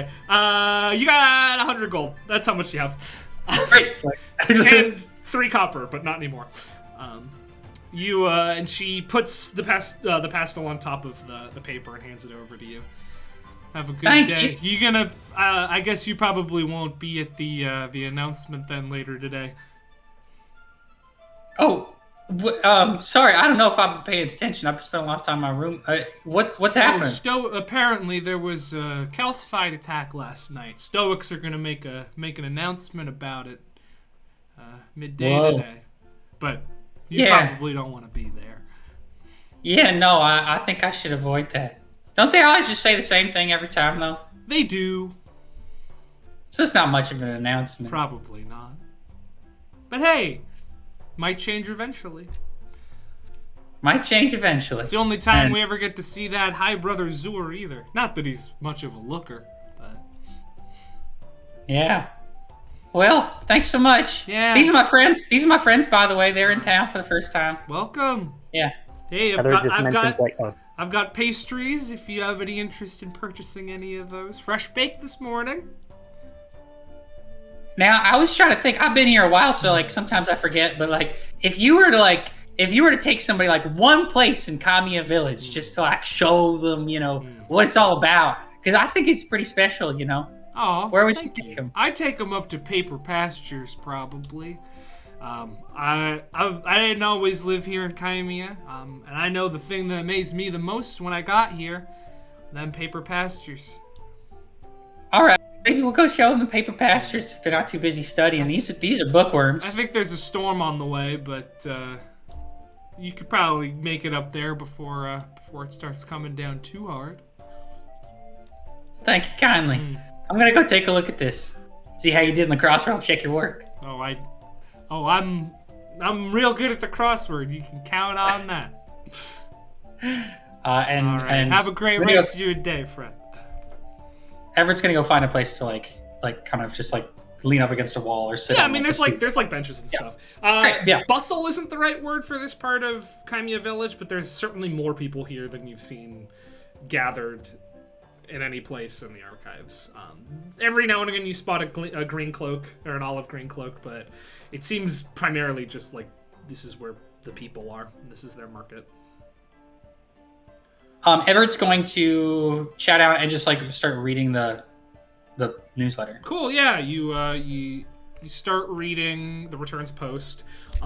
There's a lot of the same. The crossword looks good. The word search is also done. She didn't list that. The editorial this week is on whether or not a specific type of comma should still be used. So and it gets heated. Everett's looking specifically for two things. One, he's looking for fun activities that he can take his new friends to, because he wants them to think that his town is cool. And two, he's looking for information about what happened to see if they made the letter. Sort of. It's Sunday, so the post came out today. So there is a small bit. It's not even really an article. It's like an article lit about an attack in the Underlounge last night. Most of the details are there. It lists that the Calcified attacked the Underlounge. Several scholars, a few settlers, and a group of visitors were all there. But the visitors managed to fend off the Calcifieds single-handedly. High Brother Zur was contacted for his statement, and he said, wait for tomorrow. That's about all. Cool. And is there anything cool going on that I can take them to, or is it just there's not a whole. I mean, the New Year just happened, so you're sort of in that lull of holidays and events. There's gonna be a barbecue up in Paper Pastures on Thursday, sort of like a group barbecue. Mekio imported a new type of charcoal, so we're gonna do a barbecue to try it out. Awesome. Yeah. There's also a missing, not an ad so much, but a space with a sketch of a man who you recognize as one of the school teachers of Chimia Village, describing him and asking anyone who knows anything of his whereabouts to let either the scholars or the returns post know about it. Cool. All right. When he feels that they're his friends are not busy, he's gonna suggest that they Cool, yeah. What's everybody else up to while he's reading? I think Shandi is just gonna buy 2 of the pastels, one for now, and then one wrapped for later as a study snack. Yeah, six copper. I'll do the same. They're tasty. They're good and truly fresh cooked. Yeah, fresh baked, I should say. What's the gold to copper conversion? 100 copper for a gold. Great. Yeah, they're tasty. As you snack on them, they're good. Yeah. So I know y'all are busy. You gotta study and stuff, which I could help you if you need help finding stuff. I could totally walk you around and help you find stuff. And I know that we were supposed to meet tomorrow, and we didn't. Yeah, we're meeting again right now. But I just wanted to suggest there's a barbecue on Thursday that I think it'd be fun if we went to, because there's this really cool place. It's called the Paper Pastures, and it's a cool part of the town that we should go see. And there's a cool guy named Mekio, and he has this charcoal and stuff. Mekio's a woman. Oh, there's a cool person. There's a cool woman named Mekio. And also there's a missing person, and I don't know. I feel I had a lot of fun yesterday, even though it was a little scary. So, I know my way around, and you guys are really strong. So maybe we could I don't know, see something about that. Well, my plan for the day was to make a fort We investigated that person, a missing person. Didn't find any leads. Was it a new missing person? Oh well, it's one of the school teachers. Oh. Yeah, Okay. that would be the same one. Yes. Hmm. Oh, you guys All right. are Well, busy. maybe I can help because I know something about it. So maybe we should talk about that. But I do kind of want to hear what the Stoics announcement is gonna be. I'm curious. I'm curious about that. Everett, obviously, you don't have to you don't have to follow us for that. We could divide and conquer, maybe. no, I mean, that's okay. Like they don't scare me much, and like I'll just hide. And they I just don't want to put you in unnecessary danger. Well, Can they sense you? Is that a weird question? There's one who can. She's a dwarven girl. She's got a weird purple scar on her cheek. Other than that, they're just... If they see you, they'll attack you. Usually you can get away with just wearing a cloak, and then they won't check too much. Though if any of them they have their sensors with whatever incense that they burn, that really fucks with you. So you do have to keep far away from that. okay, cool. Yeah, no, I'll just let you guys go then. I just they have this gas, and it just smells really bad. So I will. No, I was gonna suggest because my friend in the Stoics, she can sense ghosts. She's a dwarven girl. I was about to say it before you did. But they're still thinking I might be a threat for some reason, so I might not want to go there. So you three can go, and we can put some friend time in, and so I can catch up with you guys.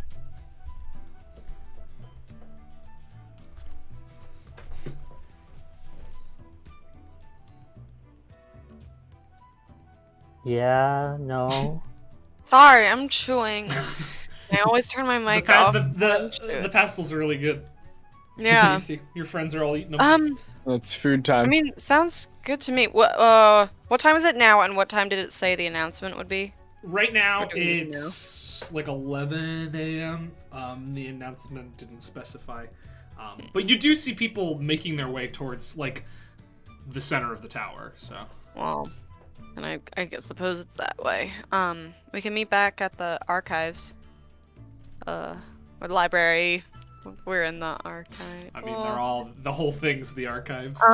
First floor by the reception. Why don't we meet at your guys' place? Where are you staying? Because I know my way around pretty good. I can show him. Great. You're And then we'll meet are back. you staying at the Seeker's Rest? Or no? Are That's we? where a lot of visitors usually stay. So Yes. No one ever described it to you as that, but yeah, it is the Seeker's Rest. okay, cool. I can meet y'all there. So just tell me when, and I'll come pick you up. I mean, it won't literally. I don't have a vehicle or anything, but Right. Cool. So Okay. the Beach Boys are going to see the announcement, and Tether and Everett are doing what exactly?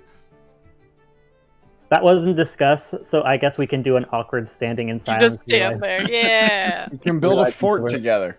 Cool. That's fine. We'll come back to that awkward silence. But the three of you make your way. As you go into the center back into the tower and you look down, you can see that a crowd is starting to form. On one side, it's just settlers and scholars. The other side, there is just a line of white-robed Stoics standing perfectly still. The announcement hasn't started yet, but it looks like this is where they're going to make the announcement from. So you could stay up here if you want. You could go down there. Up to you.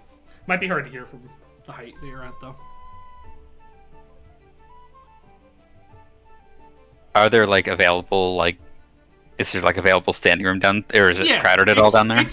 There is a crowd forming, but it's not densely packed. The center of the tower is massive, and there's 20 people down there. So I'll head down there then. Yeah, we want to be up in the front. Mm-hmm. great. So if they say it was us who killed him, we can go, I'll do it again.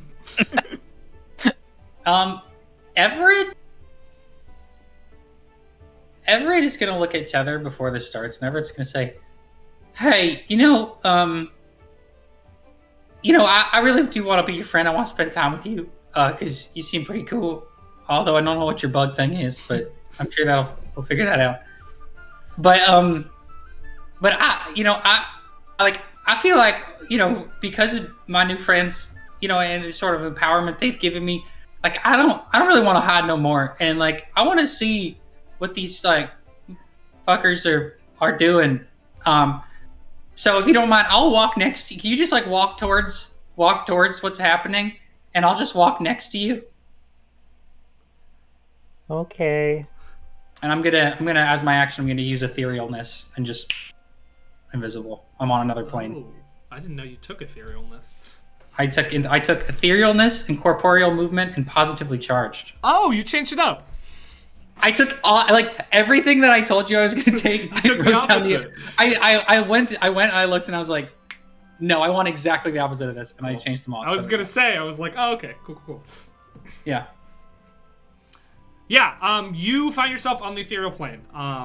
You can see sort of like dimly, as though it was through just murky water, and tinted in like dark blue, you can see the material plane. So you see where Tether is and are able to follow her, but it's sort of disjointed. It's a little bit difficult as just this like echoey vastness happens in your ears. Cool. All right. Tether. Are you just walking towards the center as well? I mean, he told me to. Tether's taking that he left. Oh, yeah, because he did just disappear. Yeah. I'll pop back into existence for a second. I'll be like, I'm right here, and then I'll go out again. And then she gets excited and casts Blink. No, wait, I don't have Blink. What am I talking about? Never mind. I just realized I always cast Blink with other characters, and I was like, "Oh my god, ethereal plane!" But no. Well, I mean, yeah. No, never mind. And then I'll just start walking. Wait, which 3 did you take again, Tommy? I took Positively charged. Yeah. Positively charged, incorporeal movement. The reasoning was that I realized that regeneration. I mean, we don't have to talk about this like a lot, but regeneration, like I was like, I already don't have like almost any hit points, and this is not going to help at all. So it's probably the right move. Yeah. Rip the fly speed, but that's okay. Yeah, exactly. Cool. Yeah, but yeah, you make your way over there, and both of you do. Yeah, as you approach,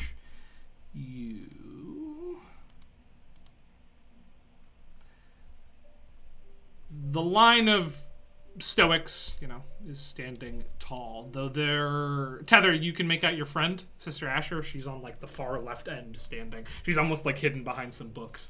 You wave to her, and she notices you, and doesn't wave back, but does look at you. Yeah. Standing in the center, slightly in front of the line, is a man that none of you have seen before. He's a human man in his mid-30s. Well, you probably know of him, Everett. His skin is pale from lack of sunlight, and his face is sharp and haughty. His blue eyes are distant, and his blonde eyebrows are hardly visible, giving him the illusion of hairlessness.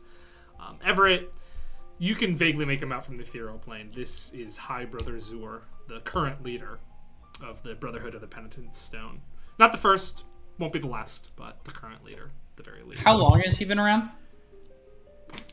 20 years.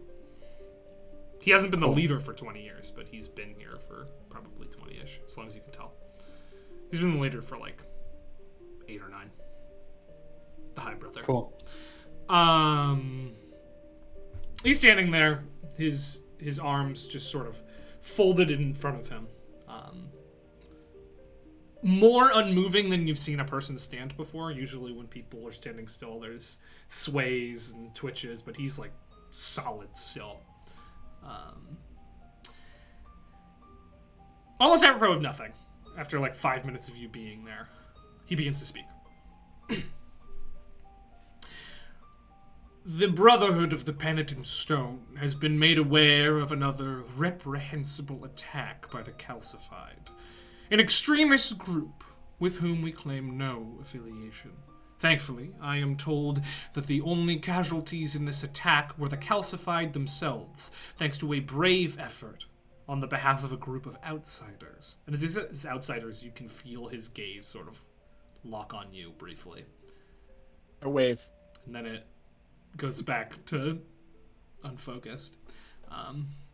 As High Brother, I would once again like to take this opportunity to condemn the actions of the calcified wholeheartedly, and reassert that our noble order does not break bread with violent elements that willingly attack the living.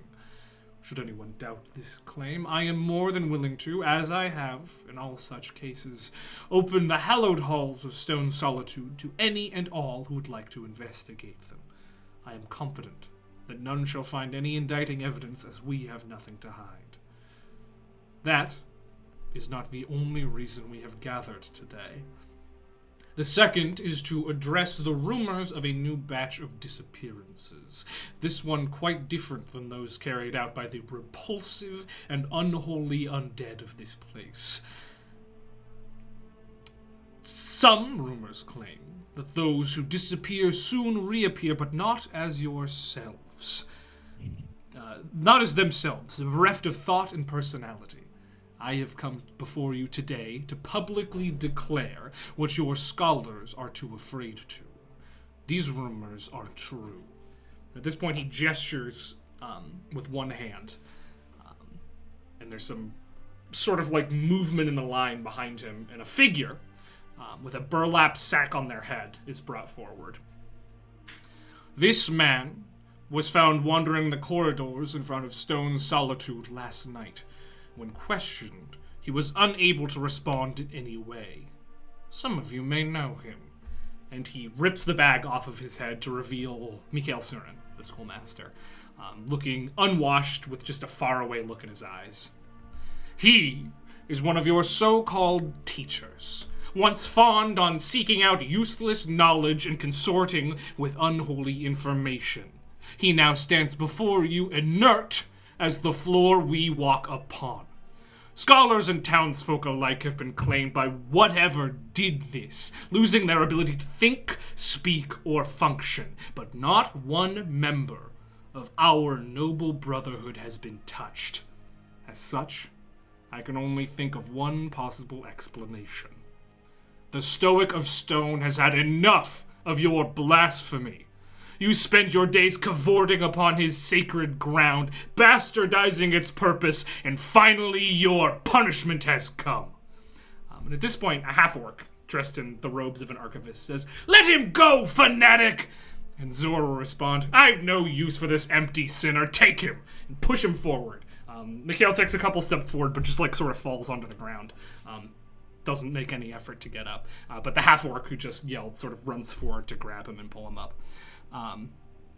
At this point, the line of Stoics all in unison turn to leave and start filing away. Zerus stands one final moment and says, "The time has come to repent and take the Stoics' teachings to heart, else you too shall end up empty." And then he gives you guys one last look, and then he turns and follows his congregation away. The half-orc sort of pulls Mikhail to his feet. Says, "Are you alright, schoolmaster?" No response. Mikhail's just not even looking at him. He turns to the crowd and says, I'll make sure he gets home. The crowd's murmuring sort of loudly and looking at each other, but it seems like the show is over, so some of them start to leave. That's what they came to? Yeah. That's the conclusion? Oh, it's happened to everybody not in our order. Must have been God. No, it's them. It's obviously them. Are you just saying this loudly to your group or to the crowd? Just kind of like vocally like thinking out loud. The half-orc's gonna say, is gonna look at you and say, "Could be. Wouldn't be surprised, but I don't know. I'm not personally about to go against the word of Salos and start a fight with them. I don't know. Maybe the lore masters will know what to do." mean, I'm not like Shundi and Una. I'm not crazy here, right? Like that's like not a weird conclusion to come to. No, yeah. No, When no, I was, it- when I I mean- was- yeah, when I was speaking to one of the Stoics, it's yeah. It's just They're like- perhaps not. Maybe not make a scene about it right now. We can that's ask my stoic yeah, friend right. about That's it. probably smart. But I mean, Tether, who's there, had a suggestion. We can ask my stoic friend about it. Oh, also, yeah, I already I did. came. The Dwarven girl? Yeah. Yeah, I asked her. You guys got so busy. Well, she kind of kept following me. But yeah, she said the same thing. Like, this is our judgment. That's why they're untouched. It was a load of crap. She gave me a whole lesson on her Bible. Are all the Stoics gone? Yeah, they're all gone. I stand right next to Una, and then I pop back into existence. Just so you know, Hi! Everett, you got like one of every 10 words that he said, just because of the way that the ethereal plane works. But like, Hi. you got the gist. Yeah. Yeah. Everett appears right next Oh. to you. Yeah. So that was pretty. That was pretty weird. stupid. Yeah. Worthy of remember- investigation. You remember that spell that Oliver gave us like not 20 minutes ago? Maybe that would be useful in this very specific case. Do you think he's possessed? I mean, I think something's off with his brain. He clearly wasn't like that before. I mean, there's I- creatures I that could- suck out your intelligence and stuff. I could try to connect telepathically, see if we get anything.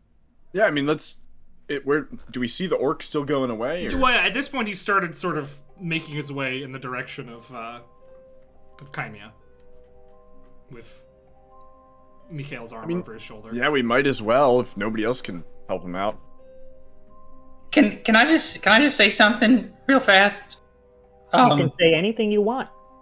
No, I just like, I lived here for a certain amount of time. I'm not sure. I think it's been a long time. But I guess I never really tried to kind of affect change before, or like help anybody or nothing. I just kind of just kind of avoided getting hurt as best I could.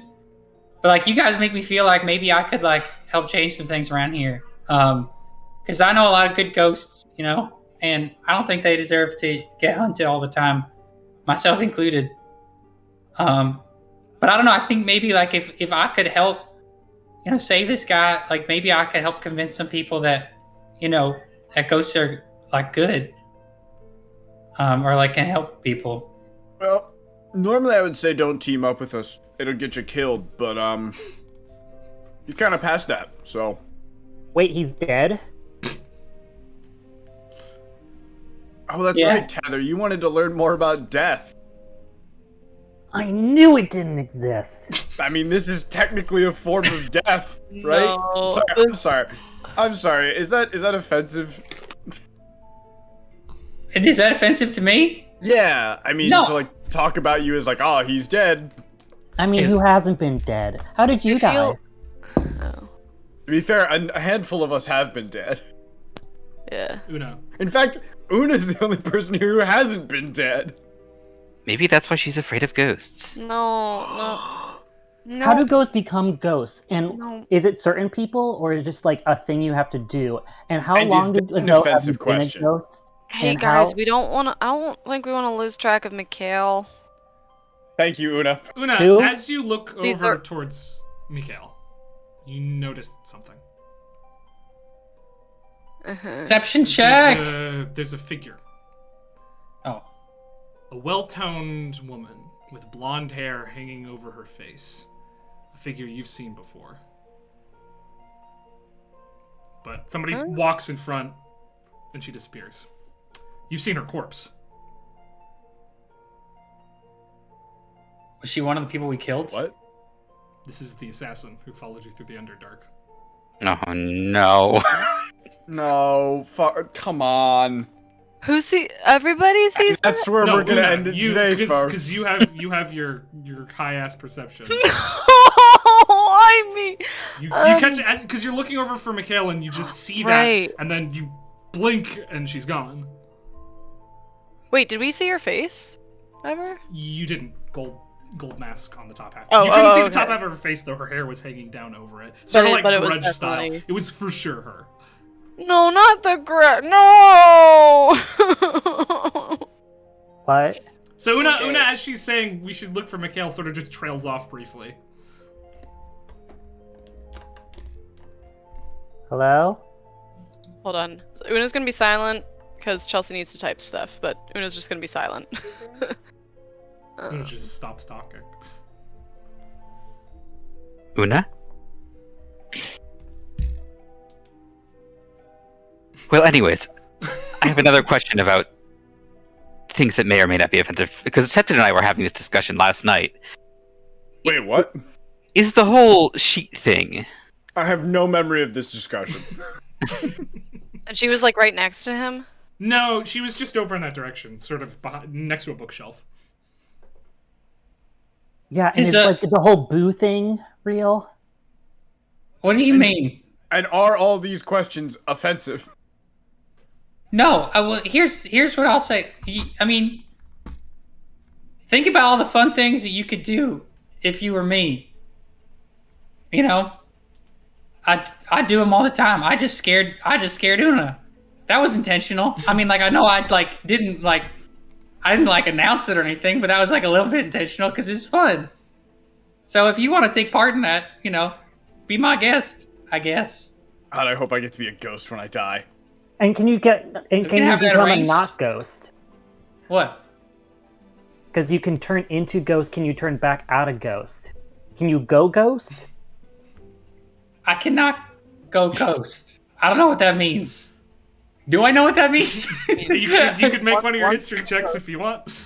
I'm making a history check to see if that exists. I'm rolling my percentile. I got a 2. So I got a 10. You have no idea. No, you've never heard of that before. Okay. Just to let you in, Tommy, because we didn't talk about the mechanics of this. When you make a successful history check about something that you have no right knowing, I roll a percentile die, and based off of the percentage, you will know it or something similar that you've known about will come up. Yeah.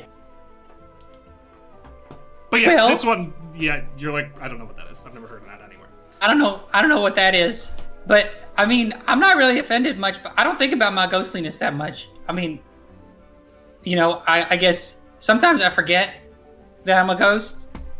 And I hang out with you folk and I remember pretty good.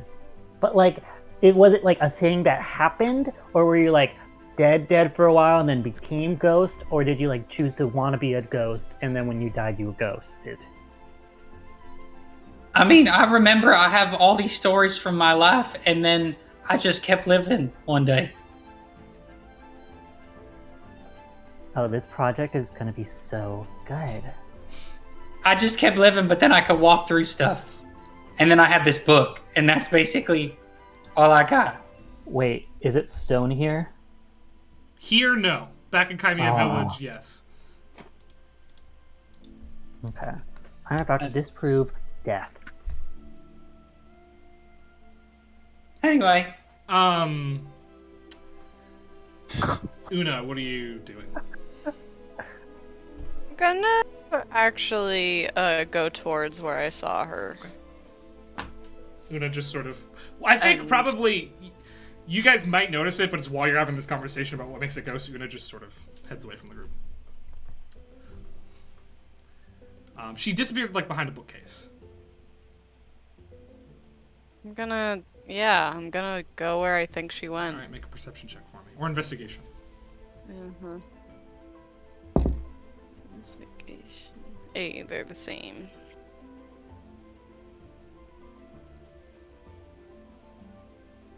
I'm gonna use a psionic knack. And make that 12 plus something. 15. 15. You come around the bookcase. She's not directly there, but you do see her sort of crouching. There's a book in her hand that she's clearly not like looking at. Sort of crouching, looking up. There is something different about her now though. The gold mask is gone. In her head. In its place. Oh. Sorry. The top half of her face looks as though burned. The flesh frozen in like this raw and ragged state. She only has one eye, black with just a white dot glowing in it.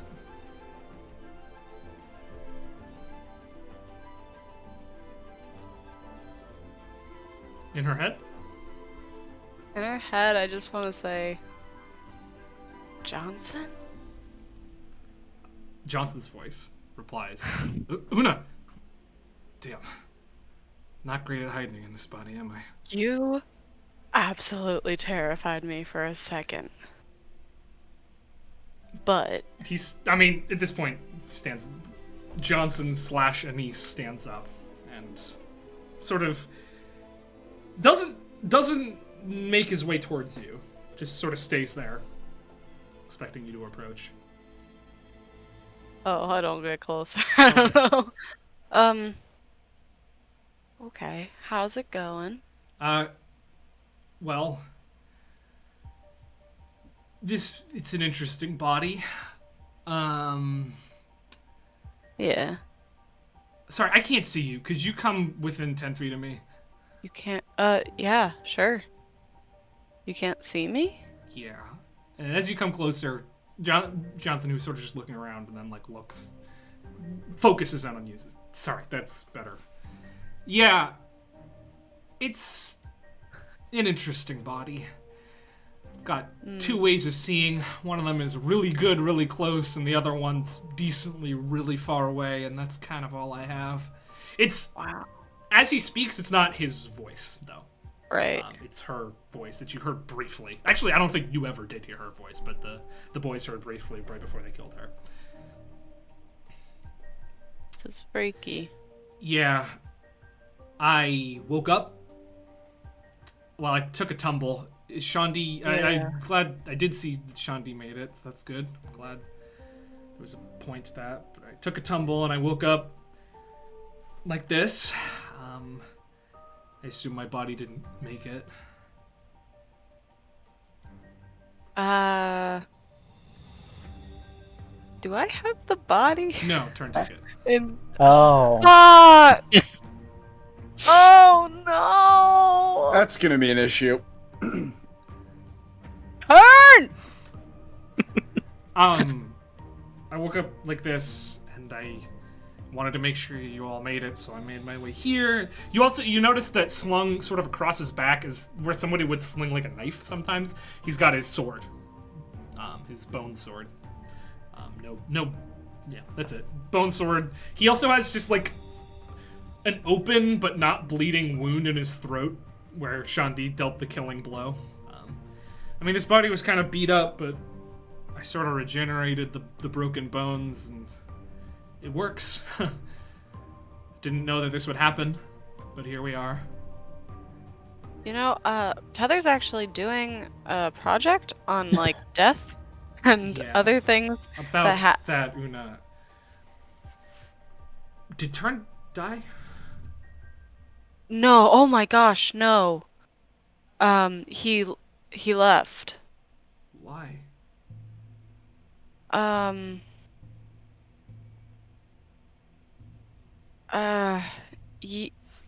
mean, I don't want to say that you dying was the reason. It was definitely a big part of it, though. Does he have my body? Is he trying to bring me back to life? He sure does. Yeah. Okay. Okay. Thanks, Una. If you don't mind, don't tell the others you saw me. I'm gonna go. I was kind of, yeah. I'm gonna go make sure Turn doesn't get himself killed for Thank a body you. that has nothing in it. You're okay here? Everything's all right? Yeah, I mean, getting into the usual stuff, but seems fine. Okay. Well, I'm glad you made it. if you find Turn, Hmm. tell him we miss him. Oh well. Tell him Una misses him. But don't tell anybody else I said that. I wouldn't dream of it. All right. Well, best of luck. Hope to see you soon. Hopefully with Thanks. my own eyes. Yeah. The sort of, you could see the face flex for a minute, and then his eye sort of like begins to roll back in his head. And then it flips to the other side. This one glows green. Whoa. Ugh. Gotta get used to that. Bye, Una. You see Bye. him make his way away. What are the rest of you guys up to? Probably still arguing about ghost stuff. Probably. Una, what are you gonna return to the group? I'm gonna return. Well, Una comes back. It just further proves that death doesn't exist. Heather, you keep saying that, and like, what do you mean death doesn't exist? I'm the concept of death. I'm sure there's like a person called death, or like a equivalent. Any of you who know anything about gods, there is a goddess of death. Yeah. We Joss. But like, Her name is Joss? We Joss. Joss. Oh. Josh Wheaton. Joss Wheaton. I thought you said that would be Joss. Like, oh yeah, the goddess of death, that would be Joss. And I was like, Joss. you just called her Joss? Yeah. No, I didn't. This isn't a god that I made. This is a Greyhawk deity that I Josh. adapted. Josh. Josh. Except that, Peter, you fucking met this person. I know, because all my characters fucking died.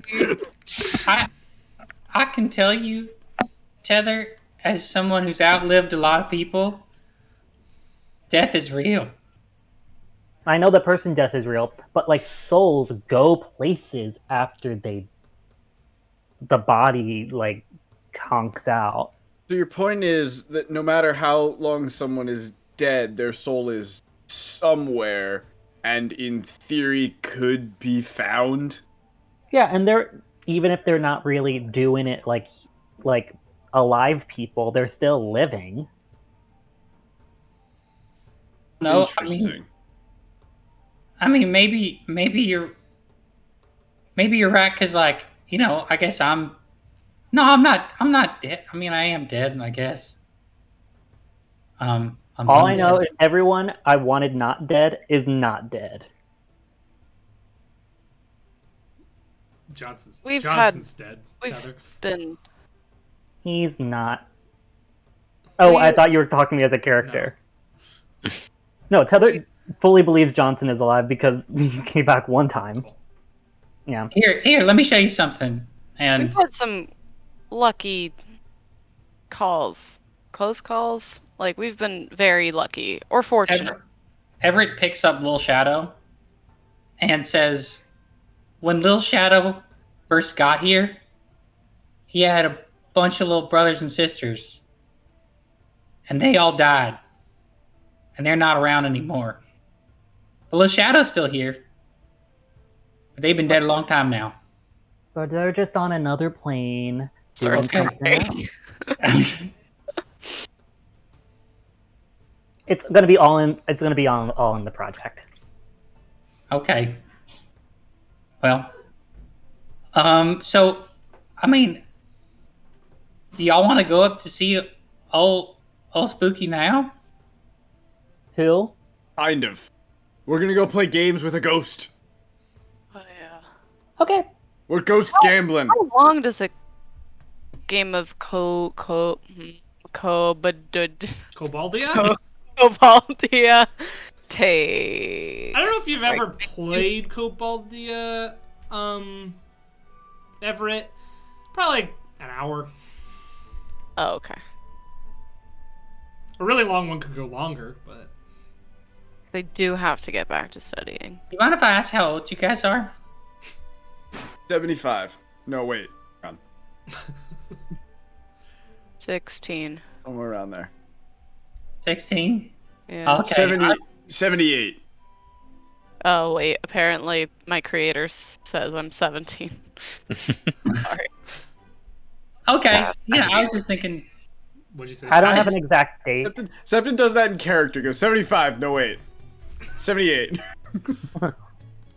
Well, we can go before 6 p.m. then, because there's a cool bar, but we can go there some other time. It's called the DungeonDraft.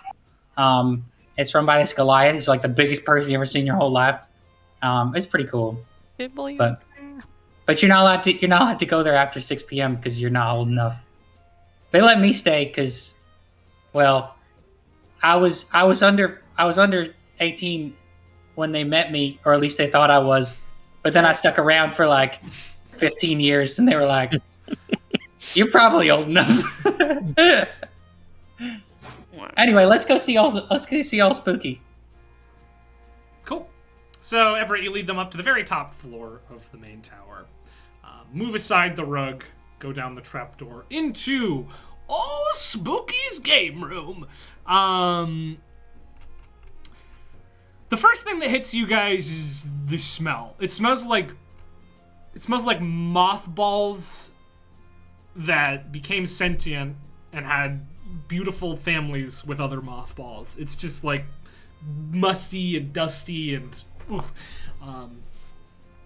once you recover from that, you can see a small, sort of cramped room whose walls are covered in shelves full to bursting with games. There's board games, dice, cards, little wooden figures, anything that somebody could use to play a game. Floating next to a table is a ghost. He looks a little different from Everett, though. He's like super translucent. He's an older-looking fella, probably a dwarf. Hard to tell. He's floating, but like you kind of have to focus to make him out. You can't just see him as normal. He's just floating there, and laid out in front of him, there are a couple of different little rule books that he seems to be thumbing through. Spooky! Yeah, you! Hello! Welcome back! Are you here to play a game, friend? And Yeah! do I know the rest of you? Have we met? Oh, no, you haven't. So I don't know if you remember me, but, I mean, I think you do, but I don't know why I remember you so many days. It's Everett. Everett. Yeah. Are you sure? Yeah, no, I'm sure. All right. Yeah. Sometimes I go by my gaming name when I'm up here. What's your gaming name, Everett? Corny Nelson. Corny Nelson! Yes, we've played a game or two before. The rest of it. Hello. I am happy to see new faces in my game room. None of you hate ghosts, right? No. To be clear, I don't hate ghosts, just have a crippling fear of them. Why are you here? I'm a ghost. I'm learning to get used to them and He's a very spooky ghost. Horizons. being polite. Very polite of you. Thank you. Well, you want to play some games today? Yeah, no, we're here to play some games. I have a couple of games laid out if you'd want to play, but if you have a game in specific that you're looking for, then we could do that. I'm down to play any sort of game. My friends and I are actually in a bit of a betting mood. Oh, well, good. What do you? Every game we play is for stakes. Why play a game otherwise, huh? A good for question. the enjoyment and communal bonding. It's a side effect, yes. But it's all about making money! And he sort of gestures behind him, and you can see one of the shelves, just chests upon chests that are full of gold. And when you're as good at gaming as I am, you make a lot of it. They say they can't take it with you, but if you never go, it doesn't matter!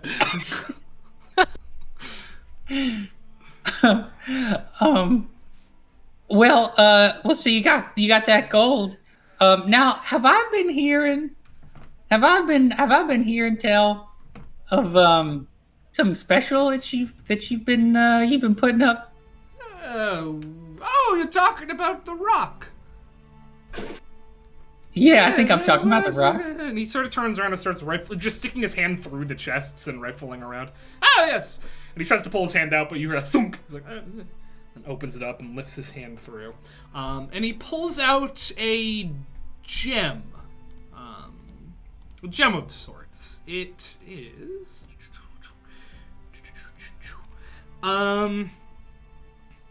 So a somewhat jagged shard of glowing red crystal. This little guy right here? Yeah, no, that looks about right. Wait, is it supposed to be... What, did you say it was green? Red. Red, okay. And that matches the description. I thought for some reason I had green in my head. No, red. Cool. Yeah, no, that looks about right. So if you were in a betting mood, what might you be wanting as collateral for that there? It depends on the game we're trying to play. The 3 games I'm most interested in playing today are Death Dice, Koboldia, and a good old game of Rochambeau. I could offer this up for any of those. If you have any preferences. We could all play Death Dice together, but Koboldia is one-on-one. So here's my question. Can I use... I don't know if this is a wisdom... I think this might be an intelligence check of some sort. You let me know. Sure. But I want to determine... I know Old Spooky is a legend at gaming. Yeah. Probably. Yeah. Clearly. I know I'm pretty smart, but I don't know any of these games as well as he will. So I'm trying to determine, based on my history with the games, which one has the highest dependence on, like, RNG. Yeah, you don't have to make a roll for this. Rochambeau is Okay. rock, paper, scissors, so... Okay. And Death Dice is random. Okay. Koboldia Cool. is a strategy game. Not only is it a strategy game where you have to make decisions, but you can also out-of-pocket fund your decisions to be better. Like, because your kobold's protecting a horde, so you make your bets at the beginning, and those are your hordes, theoretically. But every time you need to make a check or make a conflict with the other person, if you're worried you're not going to do it successfully, you can put your real-life money in the game to improve your chances by buying better troops or better equipment, something like that. So I think it's probably a bad move for us to play against him because he has, like, unlimited funds. Yeah. Yeah, okay. I mean, theoretically, you could make bank off of him playing Koboldia if you win, but he's probably going to be at a distinct advantage there. Well, I don't know, gang. What do we think? Do y'all want to play and see if we can win this shard? I'm down for a bit of fun. Oh, good. Oh, Heather's- good. Heather's looking sadly at a... Oh, you said a lot of games are here? Yeah, hundreds. Oh. She looks sadly at a game of Go Fish, and she's like, okay. If you want to play a different game, we can play a different game. But those No, it are the wasn't like- ones that I want to do. Are there any... If I look around, are there any, like, games Septon recognizes as, like, not being... Like, anything he remembers from when he was a kid? Make an investigation in- check. As in, like, maybe not of this plane? Sure. Although I don't know how Old Spooky would get to another plane of existence. You don't know what he did before he died. That's a 3. You don't Septon's see distracted anything. by the gold. Yeah. It's just a lot of gold.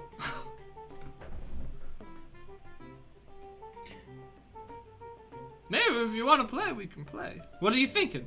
Koboldia, Death Dice, Rochambeau? What are you thinking? How long's a game of Death Dice? Anywhere between 30 seconds and 2 minutes. Let's play Death Dice. Alright, so I will put up this gem. If you want to play, you gotta put up some gold. 100's the minimum. All right. I'm afraid I'm out. So what happens is we each bet, right? And that goes into the pot, and then the winner of Death Dice gets the pot. Okay. The way Death Dice works, I'll tell you. It's pretty easy. And he pulls out some dice. 2 d10s, in fact. First person is gonna roll this. Whatever they get, that becomes the upper bound, right? The next person has to roll the dice, and if they roll higher than that, they're out. Last one standing wins. Oh, and every time we can use a different smaller dice, we switch to it. Like if somebody rolls an 18, then we switch to a smaller dice. Last man standing wins the pot. Yes. No, this is out of game question. Rolling in-game dice. If we roll badly, can we use a reaction for bonds of trust? Or not bonds I'll of... say yes, you can do that. Once. And not to Tommy, because he doesn't have it, but... Now, Septon doesn't have 100 gold, so he'll watch. Who's it? Who's it? All right, I'll do it. 100 gold. On the table. Literally all I have. John D will put 100 down. Heather's gonna pat her leg like...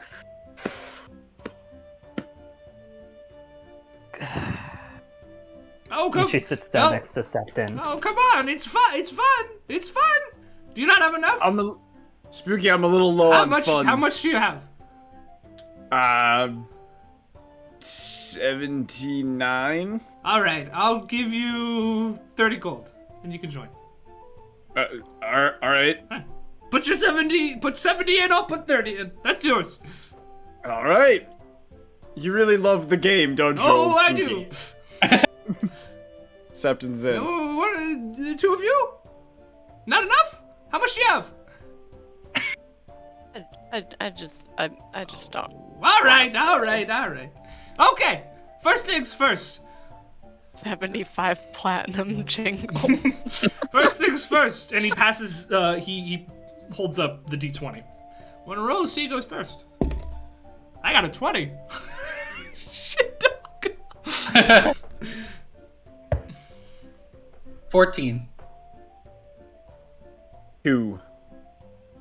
13. All right, me, Corny Nelson, you, and then you.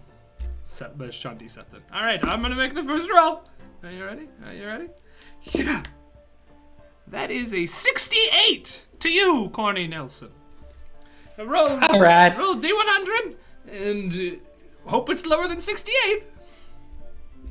Corny Nelson for the win! Oh, fucking shit. That's an 81. Yeah, you're out. Damn it, that was all I had. He's out. You next. Sean D's next. Okay. So just roll your yeah. D100. 42. Oh, all right. The new upper bound is 42. Your turn. All right. 19. 19. Switch dice. All right. Woo! Oh, 19. I'm out. Oh.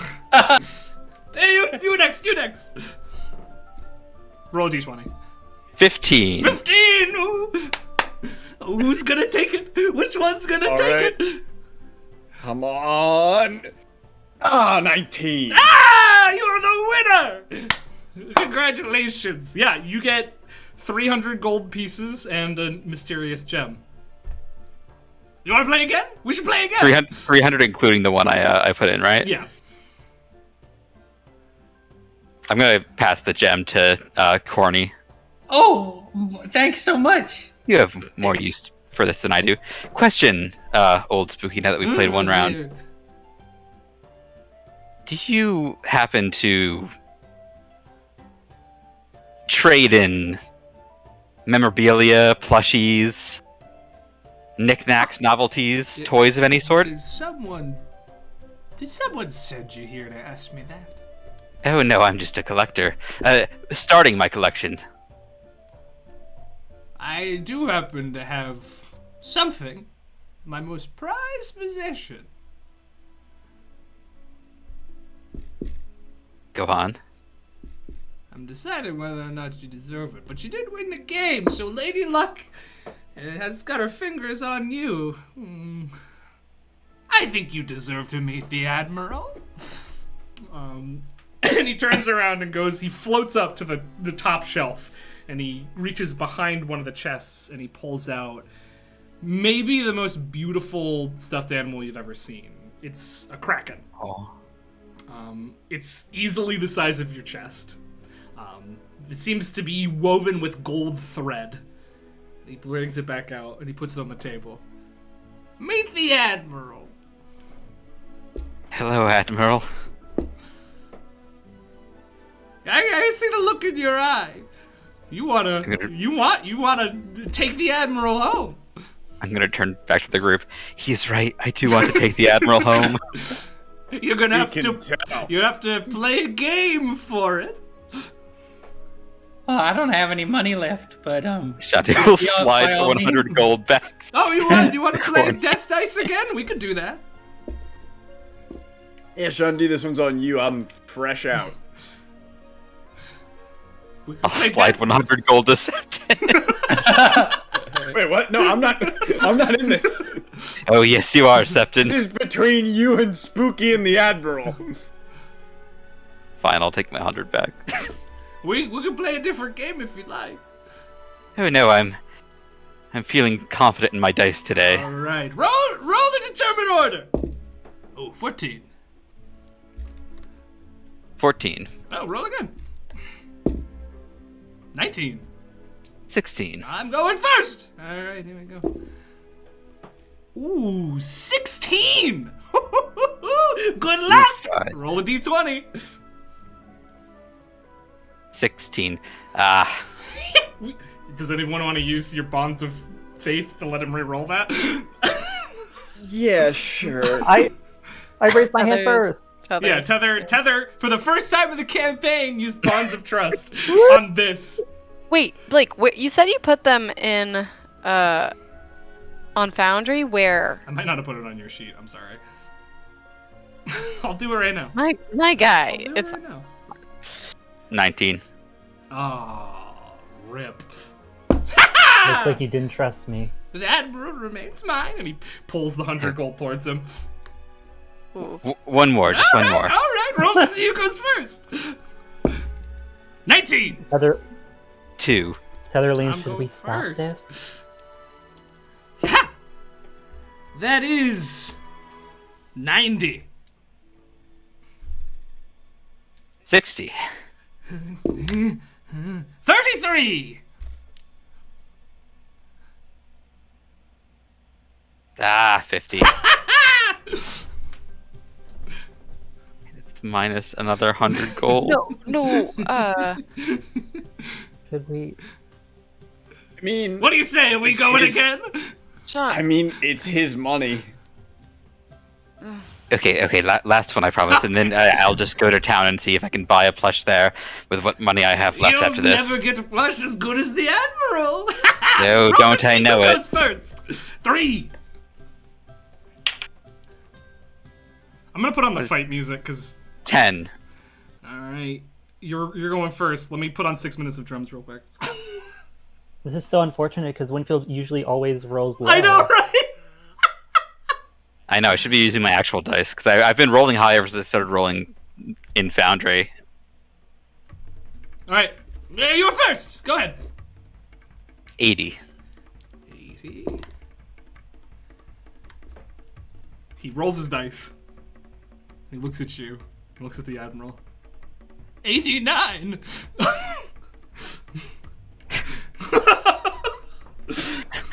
Oh, Oh, you're coming home with me. so unceremonious. And he looks to you taking the Admiral, and he gives you he squints at you a little bit. Then he nods. And then he salutes, says, "You'll find good seas to sail on with that one. Fare thee well, Admiral." He's not talking to you. I know, I'm just saluting him back. Oh, well, No. that was rousing. I haven't had that much fun playing Death Dice in quite a while. Thank you. What's your name? Oh, my name is Shandy. Shandel. Good. I'll remember you. No, that's not quite it, but Has old Spooky become like less translucent as he's played? The more excited he got, the less translucent he was. But now that he stopped playing, he sort of faded again. No, I'm gonna stop playing Firebrand because that ended in 1 minute. Where in my inventory would the Admiral go? Or would I put him in storage? Well, storage is at home. That's back at Hagen, yeah. He would go in your inventory. I set the other plushes to be loot. Okay. Oh! Anyone else want to play some more? Any more games anyone wants to play? Fresh out of coins. So, unfortunately, I don't know if I have anything that would be exciting for you, but I'll play you in Cobaldia sometime. Yes. When you've got the money for it, come find me. Yeah, I'm afraid I'll have to also come back when I'm a little less destitute. Very well. Well, this was fun. Thanks for stopping by my game room. Oh, before you leave, do any of you know my name? It's Old Spooky. Well, that's what they call me. You have another name? Everybody does, don't they? Petroleum. I don't think it's that. Okay, I just You shot don't it in the dark. Oh, do you? Oh, you're at. Oh. Yeah, I'm asking. Oh. Do any of you know my name? Ew. History No. check. Damn it! Are you fucking shitballs, mother? Sorry. That's a 12. It could be anything, really. I have a +8 to history, and I keep rolling 12s. Sorry, Old Spooky, I don't think I know it. No, that's all right. Lola. I don't think it's Lola either, but it might be. Would you the petroleum you said for the first one? Petroleum. Lola.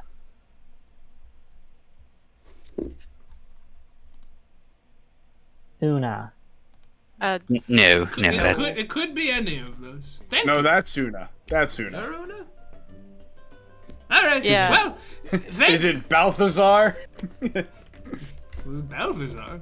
No, I don't think so. No. But I'll write those down. Thank you. Thanks for playing. Come back if you've ever like to play another game. And take good care of the Admiral, Shendel. Oh, I'll take more than good care of him. I'll take perfect care of him. Very well, then. I'm gonna get bitches. And he just sort of like, he's still speaking, but clearly speaking to himself. He's just sort of mumbling. He's putting the gold, the 200 gold that he got into his chests and just sort of cleaning some stuff up. On over his Wait. rule books. Yeah. Una, did you do the mind thing to the guy without the mind? Not yet. Yeah, we were going to do Ran that, but over then we here. got sidetracked. Yeah. Well worth it, though. Yeah, this thing's huge. Like, I'm having trouble climbing the ladder. We could check in on him, or we could all do, our studying. Well, if y'all want to do some studying, I gotta bring the gem to what's his name? Hold on. His name is Mark. Damn it. Sorry. Mark, damn it. Not Admiral. No. Archivist? Dude, Archivist Mar Google. Damn it! I wrote it down somewhere in my mind. You can make a history check. Oh, there it is, Magno. The Archivist Magno. So I gotta go check in on him on the 3rd floor and just show him this if y'all need to do some studying. I'm gonna make a fort. Cool. Alright. Whereabouts do you want to make your fort? Oh, what is gonna happen is me and Una's room, there's 3 beds. 2 beds are gonna go on their sides, legs facing each other. Yeah. Other bed, upside down on top. Mattress is off. Sure. Upside down on top to make a little roof. Let's go for it. Yeah. 1 bed pushed in between the 2 beds. Like, the beds on the side, Oh, yeah. yeah. one bed on the floor right there. Mattress. I meant. Cool. Yeah, mattress. The other one, on top, like in between, like the spokes of the one upside down. I'm gonna rip open all the pillows. Get all the feathers, and I'm gonna, like, you know, artfully arrange them. Sure, All sure, the of course. pillows. All the pillows, yeah. Okay. And then because they're just gonna reappear the next day. Tether was And then Tether was weighted on hand and foot recently, so maybe some expectations were made. Yeah. Then I'm gonna use, like, you know, use the blankets to, like, you know, coat the outside, make it like very like. And then I'll use, like, if we need to, like, wait, like, is there a wardrobe in there? Yeah, there is.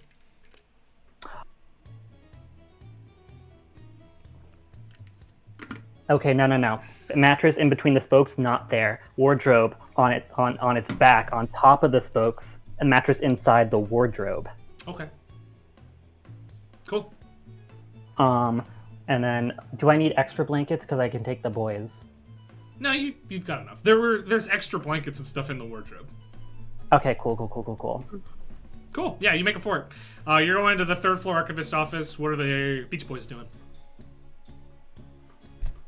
Studying. Cool. Studying. Yeah, we're gonna. All right, make an investigation check with advantage, Shandi, because you've been steered in the right direction this time. Okay. Una, also advantage, because you found that helpful source book last time you were studying. And Septon, just make a wisdom saving throw to not get distracted as hell. It's good. That's a 4 with advantage. What the? How? How? I rolled a 1 and a 2. Well, I got double 24s. All right. Septon got an 11 on that wisdom 11 save. is enough to get more done today than you have previous days. You still, like, spend way too much time on ones that you like, but you don't really. You're just reading them. At least at this point, you managed to take, like, a page of notes on how they're structured, but you're still pretty much just reading stories. Shandi. Write the worst book report of all time. Yeah, you can't find it. Elitha's helpful hint didn't help at all. Now you're looking for a merchant navy in Zextria, and it's a whole, like, you're not sure where to go. And to top that off, it seems like every time you leave a section and try to come back to it, it's not there anymore, and you don't know why. It's bad. Una, you realize that the rabbit hole of magical weaponry is, like, a lot bigger than you originally thought, even ones that appear and disappear. Something you read a lot are relics, which are the ultimate class of magical artifacts. There's a few that can appear and disappear. But what you do find is there is a pretty clear distinction for the weapon, like, creating weaponry. There are weapons that are created, like Mordenkainen's sword or spiritual weapon. Those are one thing. And then there's weapons that are summoned from somewhere else. Not in all cases, but in a lot of cases, when weapons get summoned, the people who are summoning them owe their power to something else. Servants of eldritch beings sometimes are able to summon weapons into their hand. Stuff like that. So that's a combining thread that you're able to find with your investigation check.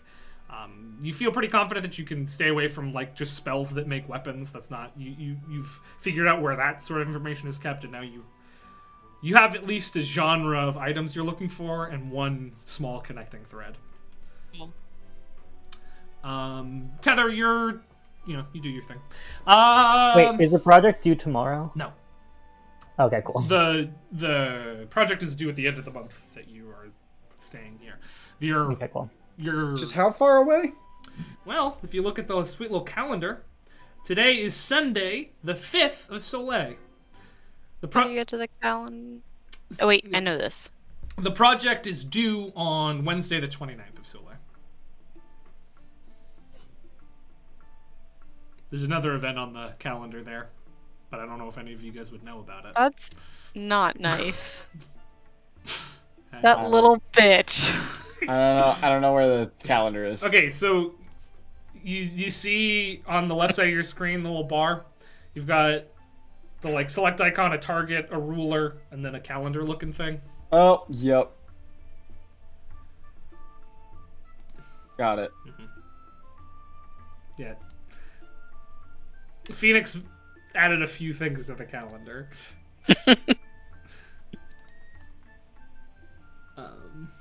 One of them being Turn's birthday, which it's Foundry.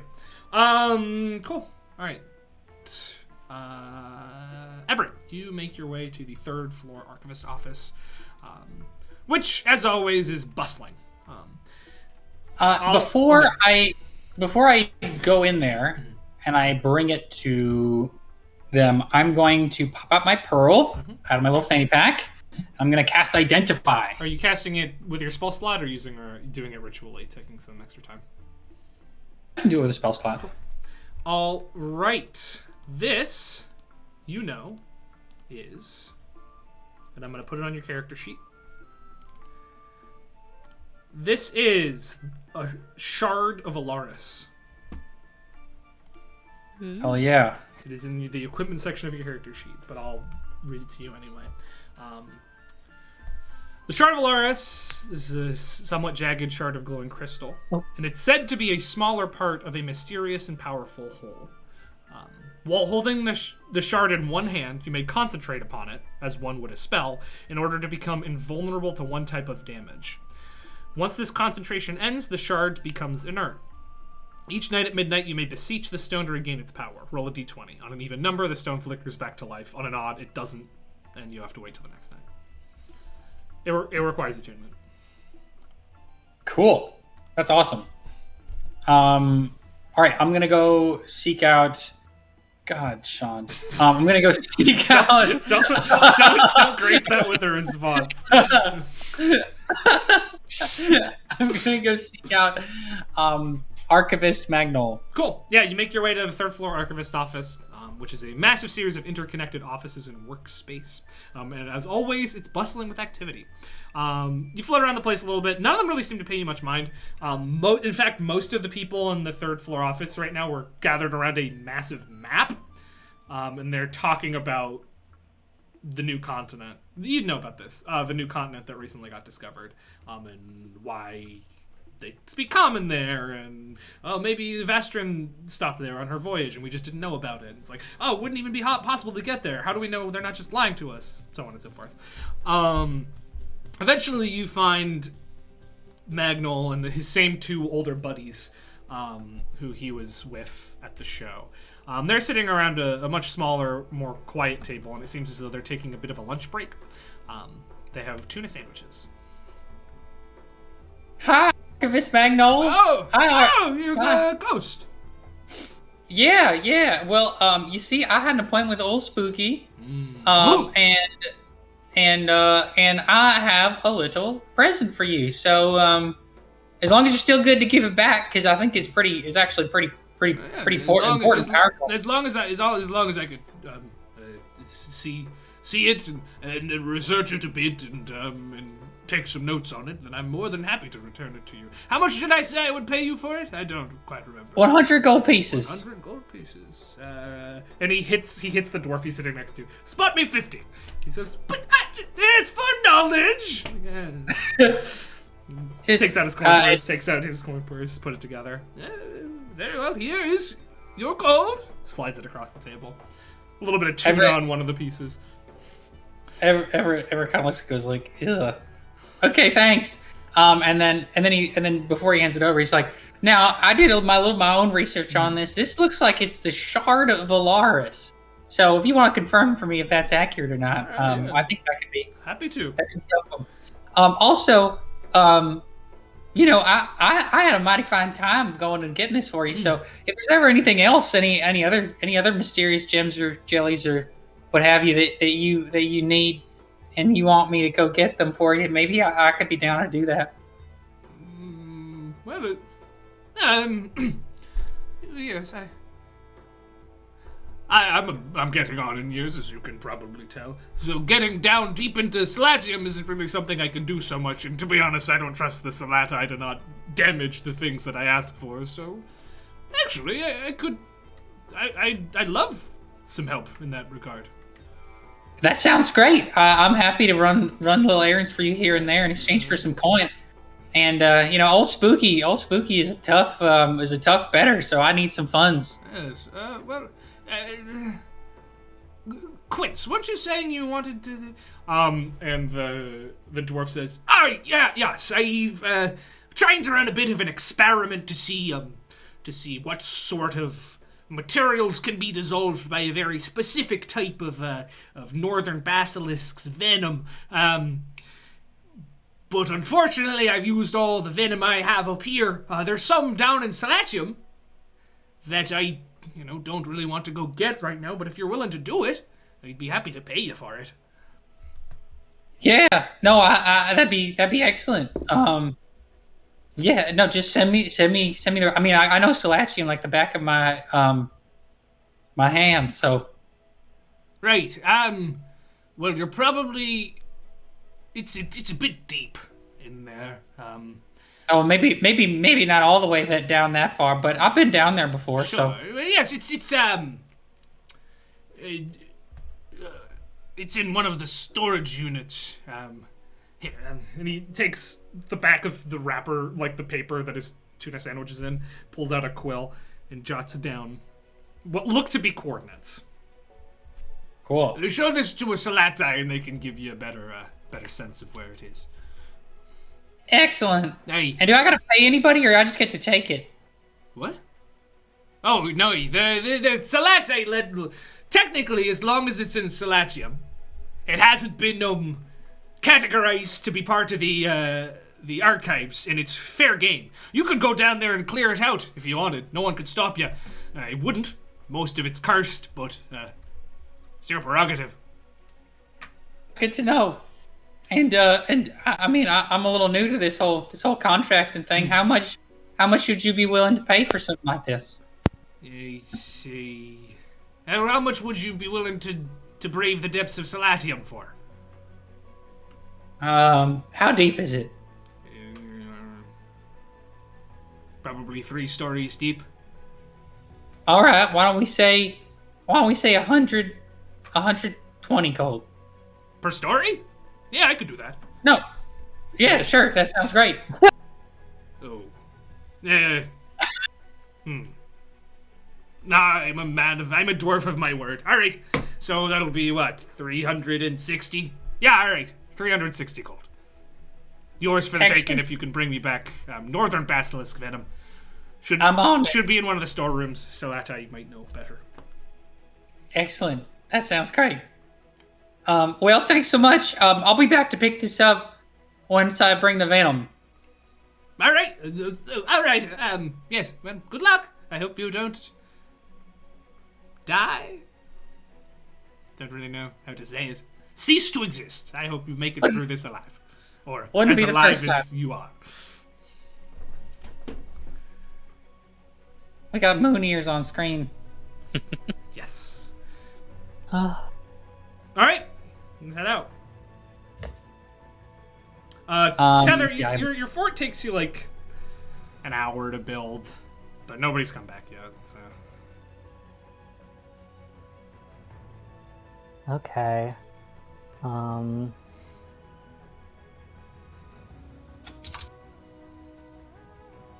Should I guess I should do my project? Good.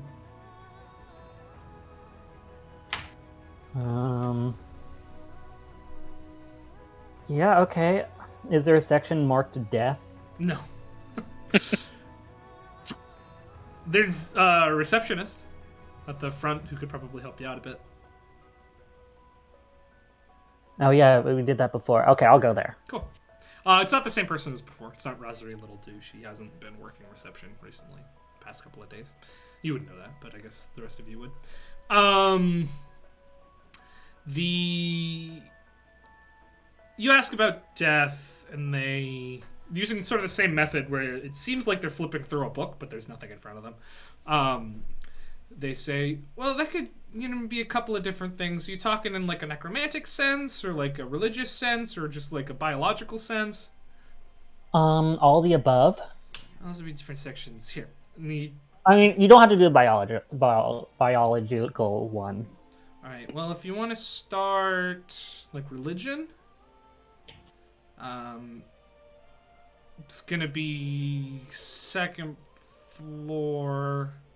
Second floor. No, sorry. Today, third floor, southeast side of the building. Okay. Oh, wait, sorry. Just changed. Northeast. Northeast. Where's the sun again? We're on the east side of the building right now. Okay. If you head in, you're headed west. So Okay, cool. Thank you. look for stone walls. It's right outside Chimia. Good. Oh, all right. Best of luck. Thank you. What are you up to, Tommy? I'm gonna head back to. Well, I mean, like, is it like still like the afternoon? Yeah, it's mid-afternoon at this point, probably. And they're all busy. Based on what I know of, the Celestium, how dangerous is this going to be? You'll die if you go alone, for sure. Like, for sure, you'll be defeated. Okay, cool. So I'm going because to. In most places, you can just go on the ethereal plane, but down there's where all the feral ghosts are, and they'll just fuck you up on the ethereal plane, and that's not going to be good for you. Okay, cool. Then I'm going to, I guess just head back to. No, you know what I'm going to do? I'm going to go see if I can find my friends as they're studying. Cool. To try to help them if they need to find things or something. All right. Speaking of people who need help, you find Shandi just like looking at bookshelves, confused. He's on like NPC bumping into a wall over and over again. What is book? He's on the 5th floor, and he doesn't seem like he knows what he's doing.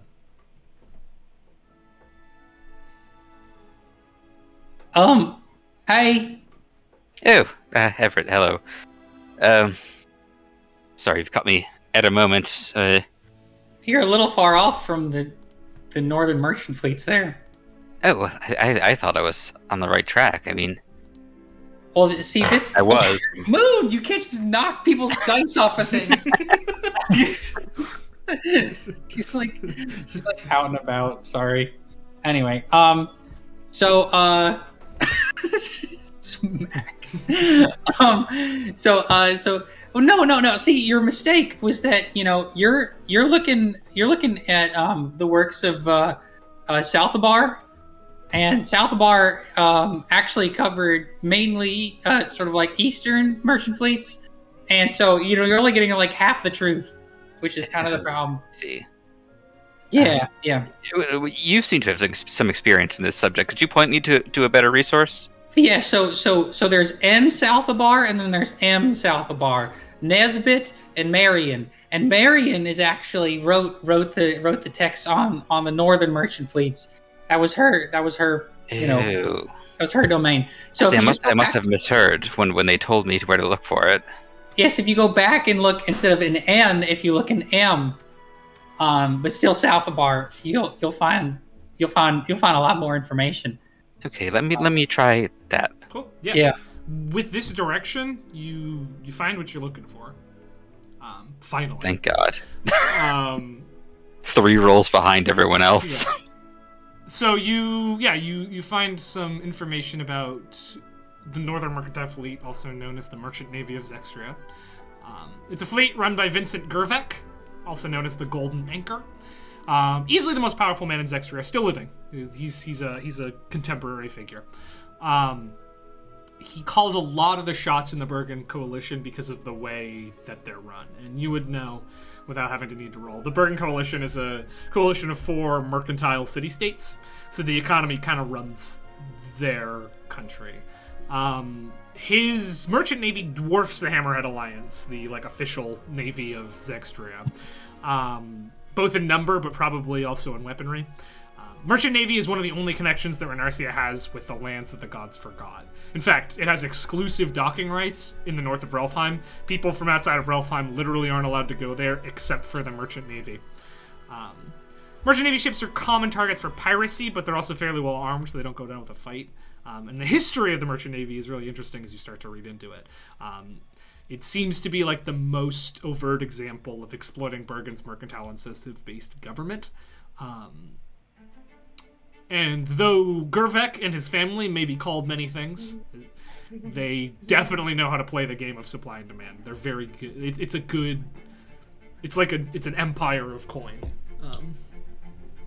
Yeah. Sweet. And I can send you all that information later. Great. But yeah, with Everett's help, you manage to find out a lot more. You find one thing and then you're lost a little bit, and then Everett can help you find a book that'll help you out more with that specific query that you're having, and yeah. Together, you do what everyone else did, alone. Everett, you've been a massive help to me. I can't thank you enough for pointing me in the right direction. You see Everett, as you say this, has kind of zoned out a little bit, and snaps back and says, "Yeah, and if you ever want, an eyewitness account, I'd be happy to tell you about it." I may just take you up on that. Would you like half of my pastel? Oh, of course. They're one of my favorites. I mean, they ain't much. I think I suffer from sort of maybe a little bit of nostalgia about them, but no, they're lovely. They're a nice break from the clam chowder. Yeah, that's true. Clams. Well, sorry, I don't like seafood much. Oh, you picked an unfortunate place to spend all of eternity, I suppose. Yeah, I eat a lot of these pastels. And he munches on it a little bit. Cool. Yeah. So night is beginning to fall as you're looking around. Tether, you get some books. I didn't write anything about it, so I can't give you that information, but I'll give it to you later. Okay. Death is seen differently by different religions. And your idea has some truth to it. The often agreed upon and almost really proven fact of death is that your soul goes, if you worship a deity, it goes to their plane when you die, and if you don't, it'll go to a plane associated with your sort of demeanor and interests and whatnot, unless you've had it stolen by a devil or so. You've promised it to someone like a devil or something. But it is possible for souls to be destroyed. I don't see a whole lot about that yet, but it's possible. Cool. Thank you.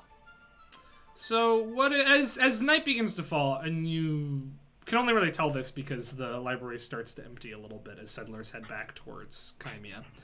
There are not really a whole lot of windows. What do you folks want to get up to?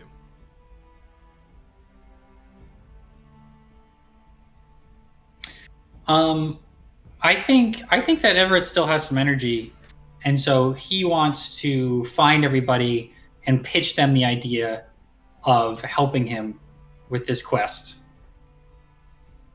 Yeah, I mean, people are easy enough to find. They're all reading in different corners of the tower.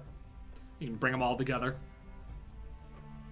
I do so. Yeah. Okay, everybody. Sorry to distract you from your study. I tend to do a lot of that, and I apologize. I just, I just have lots of exciting stuff going on all of a sudden for the first time in a while. And so I want to, act on it. But anyway, so there's this guy named Quince, and I met him when I dropped off the shard that we won from All Spooky. And he said that if we went into the Solatium, which is kind of dangerous, then we could make 360 gold if we bring back some basilisk venom for him. I mean, I don't know if you all are kind of like the adventuring types like that, but It could be a nice little chunk of change, send something home wherever you're from. Well, I'm hurting for gold, so my only question is when? I mean, as soon as we want. Is there a specifically history check? Is there a specifically good time to go to, or is it just like whenever you don't need a history check. I mean, it's like there's not hours where they're less and more active. It's just always down there. I mean, we can go whenever. If y'all want to get some rest tonight and then go tomorrow, like I'd be happy to do that. What about the rest of y'all? Are you interested? I mean, it is pretty dangerous. There's some like really batty ghosts down there. Oh, so what you're saying is we'd have to not read our books and study, and we'd see ghosts? Yeah. And we get to see a basilisk? Well, we wouldn't get to see a basilisk. We would just get some vials of its venom. Even better. Hell We do yeah. have class. Elitha would kill us if we didn't show up. Class isn't tomorrow, it's the next day. Oh, it's the next day. Okay. How much basilisk venom is in there? Because I love making poisons, and I could use some. Well, funny you should ask. Apparently, it's free game to whoever can get down there and get it. So we can take as much as we want. Some of it's cursed, though, according to Quince. That's fun. So you might want to watch out for the cursed stuff. Who hasn't had a little bit of a curse, you know? Like all of us. Some say life is a curse. Did I you read that in a book. Yeah.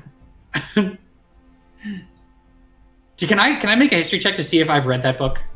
Sure, yeah. And like I know like Go for exactly it. what Yeah. she's quoting. Was it the Bible that the dwarf was reading you? literal natural one. So No, you can't for their life of you remember it. That's You think what I'm it an is. amazing philosopher that I said. I would be happy to join as well. We may, just by happenstance, stumble upon a clue relating to the missing people. Una, I know you're a little afraid of ghosts, but Yeah. maybe this would help teach you for the bad ones from the good ones. Again, it's not a good or bad thing. I can clearly tell a good from a bad ghost. It just... Can you? Sorry, I had to do it. Una doesn't have to do anything she doesn't want to do.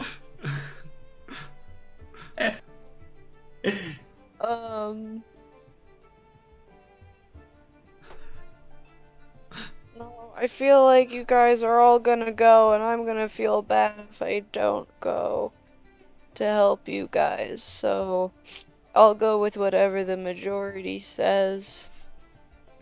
Xena just like moving her the peer sides of her pressure. hair over. Yeah. Yeah. Just feel like y'all are gonna go anyway, so... Una, if you told me not to go, I wouldn't go.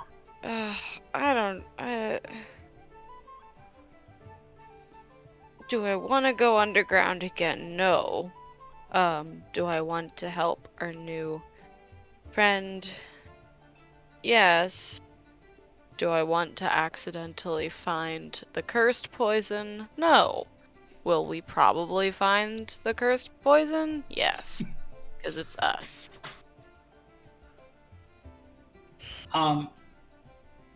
Would this help? Everett casts a spell. He casts Major Image. And in front of him appears a version of himself that looks corporeal. And kind of walks around like in tandem with him, but in front of him, so that way Una can only see the corporeal version. Oh, that's very kind of you. Does it help? You can think of me like this when you see me. You can think of me like a real boy.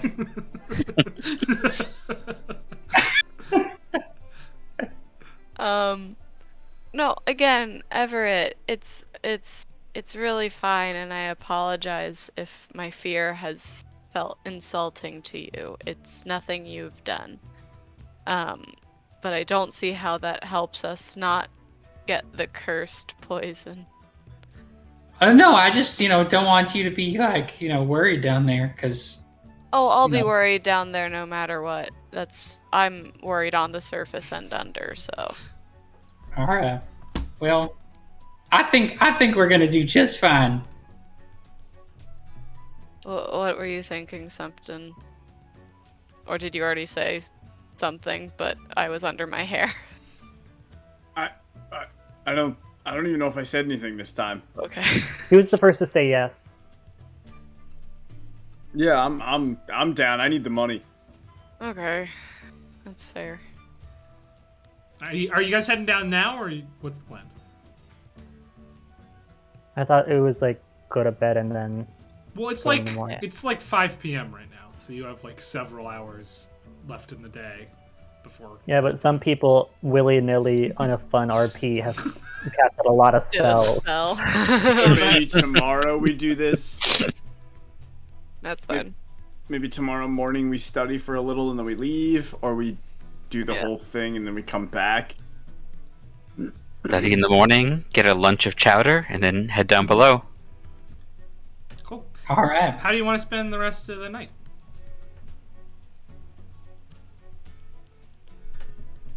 Studying. Sleeping. Cool. More chowder. You don't. Chowdering. Oh, I Everett, think- Everett, you Very. know that there's good food in paper pastures if they want to not eat chowder. Hey, y'all want to come up to the paper pastures The PP? for a meal? It's pretty cool to look at, and also there's good food up there that's not clam chowder. Doesn't eating the good berry fill me for a day? No, like you're full. Yeah. I'm not feeling any food. I ate one of the berries. What is the paper pastures? Papers. It's hold on. I'm gonna tell you all about it in 2 seconds. I'm gonna tell you all about it. So it's up on the 3rd floor, about where the archivists are. They're on the 3rd floor No, too. different third floor. This is the Different this is third the floor. third Sorry. floor of Chimia. The archivists are on the 3rd floor of Athens Cradle. Oh, my bad. But yeah, no, it's yeah. But yeah, it's just like this. It's really cool. It's like all of these like fields and structures, and they're all built on top of the roofs of the archives. It's really neat. And there's like vegetables everywhere, which is kind of weird in like the archives, but it's cool. Fields, vegetables? Yes. It does sound like a nice respite from all of this. Yeah. Yeah, sure, I'll join just for like a walk. Cool. All right, Everett. We go to paper pastures. You could start leading them there. So you'll go in to Chimia through the 2nd floor, and you can head up. Though as you're walking through the 2nd floor of Chimia, Tether, you notice something. You see hanging outside the door of a reading room is a familiar white cloak with blue markings. It's Adelfair's cloak, Real fair. your new friend. Yeah. Bo. Everett, just so you know, the person who can sense ghosts are nearby, but I'm just gonna pop in and say hi real quick. No, different. It's just Adelfair. Oh no! That friend. I'm Adelfair's sorry. the- Adelfair is the one I annoyed. the elf you annoyed on the boat. Oh, the second I see that, I'm gonna run into the room. Cool. You guys all see Tether open up a door and just run inside. Tether, you see Adelfair sitting. It's interesting. She's sitting at the table and there's books everywhere. But there's also a book floating in front of her, and it seems like she's having a conversation with it. And when you come in, she turns over to you and the book boom, falls to the table. Hi. Oh. Hi. It's been a while. Yep. It has. What have you been up to? Just doing research. Did I interrupt a conversation? No. No. I'm here alone. It's just me. You were talking to the book. No, I promise it wasn't. The floating book. It's that one right there. No, it's not. It's not floating anymore. But yeah, I no, know, it's it was. not. As you pointed the book though, what's your passive perception? It is high. It is passive perception. Where is it on this sheet? Well, it's 10 plus your perception, so it's 18. Okay, yeah. You see, as you're pointing towards the book, you see that there is a shadowy hand coming up from under the, like literally a shadow, shaped like a hand, coming up from under the table, reaching towards the book. Look out, someone's going to try to take your book. What? And she looks and sees it well. She goes, what is... And then all of a sudden, the hand boom, grabs onto the book. She grabs the other side of the book, and they start pulling it back and forth. Tether, as you watch, two shadowy figures come off the wall on either side of the room and start approaching Adelfair. And I'm going to need you to roll initiative. So, 1 second. Yeah, combat! Finally. I hope Tether calls for us. Yeah, so the... Or is the door open? Would we have seen this happen? Alright, so Tether's inside. I feel like even if we heard a commotion, we wouldn't necessarily sprint. You wouldn't. Because there's always a commotion when Tether's around. That is true. Alright, map. So guess what? I got... Shout out to 2 Minute Tabletop and DungeonDraft because I can make cool maps now. With assets and stuff. So we have those now. So I hope you like them because we have them. 1 second. All right. So, Tether, you're in the room. You can see the 3 shadows. Oh, fuck, I hit the wrong button. You can see the 3 shadows. I forgot how to ping. But there's 3 shadows trying to steal this book from Adelfair. I'm going to have them roll initiative.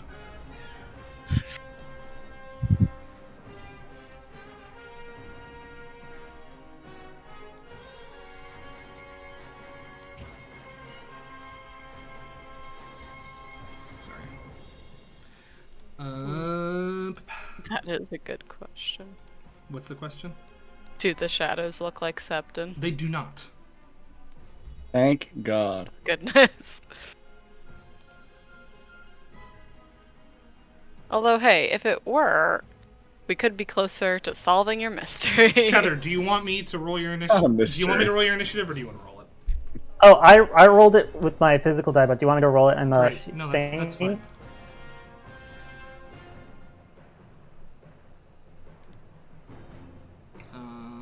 And then I will update you. What'd you roll? Me? Yeah. Oh, I rolled a 16. 16, cool. Alright. The rest of you are out in the hallway, continuing to walk. You saw Tether run into a room. That's the last thing you saw. But what you're going to hear is Adelfair scream. As these shadows comes out, you're just going to hear a piercing scream from behind you. Theoretically coming from inside that open room. Tether, your turn. Guys, can you help in here? And then I'm gonna bonus cast Shillelagh. Cool. Oh, holy! So- There's a lot of delay with my dragging for a second. Okay, and I'm gonna bank over here, and I'm gonna action hit the one nearest to Adelfair. Hopefully, Cool. Nostalgic Shadow. Alright, go ahead and roll an attack. 18. 18 hits. Let me get the rest of my dice. Okay. That is 9. 9 points of what? Magical Magical bludgeoning. magical bludgeoning. Perfect. Go. So you do 9 points of magical bludgeoning to this thing. Anything else from you? Bonus action. Yeah, that's it. Cool. Yeah. Well, the 4 of you roll initiative for me. You're not going to get to go this turn, but just so you know. Cool. Next up is one of the shadows. It is going to drift forward to you, Tether, as you attacked its brethren, and it's going. The second it walks into my range, I can use my reaction to hit it. Right, with Polearm Master. Yeah. Yeah. No, you don't. You don't have. You can use your spores reaction, but remember, Polearm Master only works on halberds and glaives.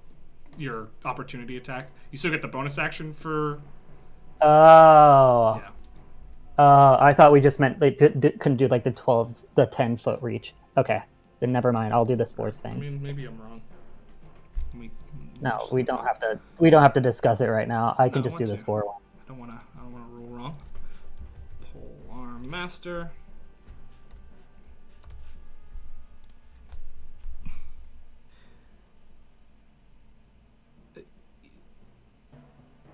Oh no! Yeah, it's not 10 feet, but if it enters your reach, then yeah, you can. That's Okay. correct. Because yeah, your reach isn't 10 feet with a polearm, but you still can do the thing. So yeah, go ahead and make your attack roll. 15. 15 will hit. Is this the D4 with like the bonus action one, or No, my it's- regular D? Okay. You're using your action to make an attack of opportunity. Okay. 12. 12 points of damage. You lay into this thing, and it.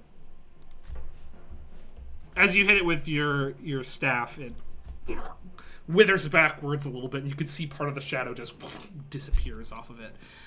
It is going to use one of its abilities on you. It's going to reach out with shadowy hand and try to grab your face.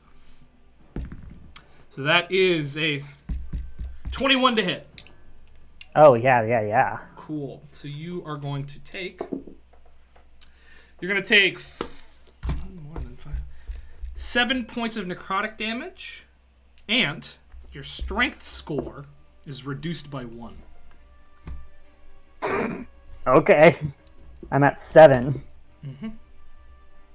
Oh, this is bad combat for me. This could actually go really bad for you. Yeah.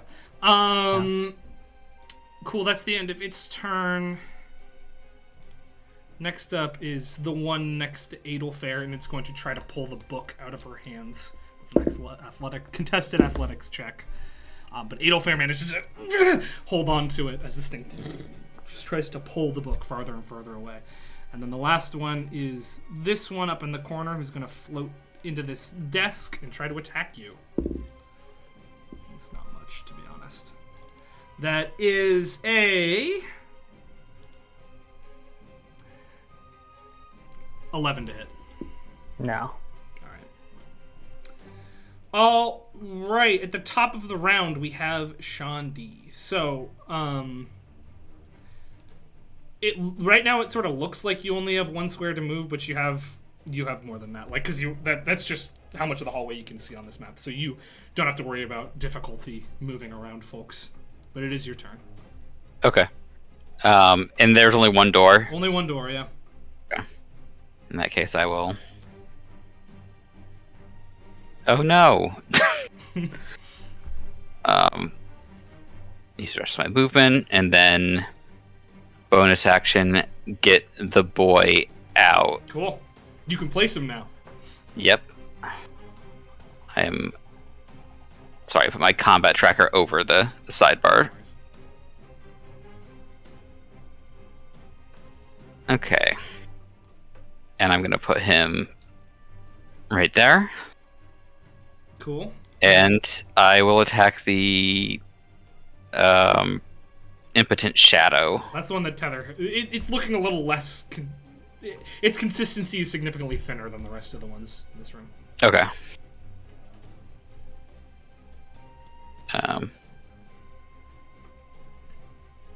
Attack. Oh, sorry, I rolled with advantage by accident. Cool. Ignore that. All right.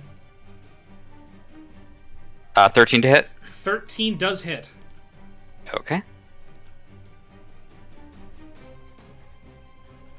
12 piercing damage. 12 points of piercing damage as Sheko stabs into this thing.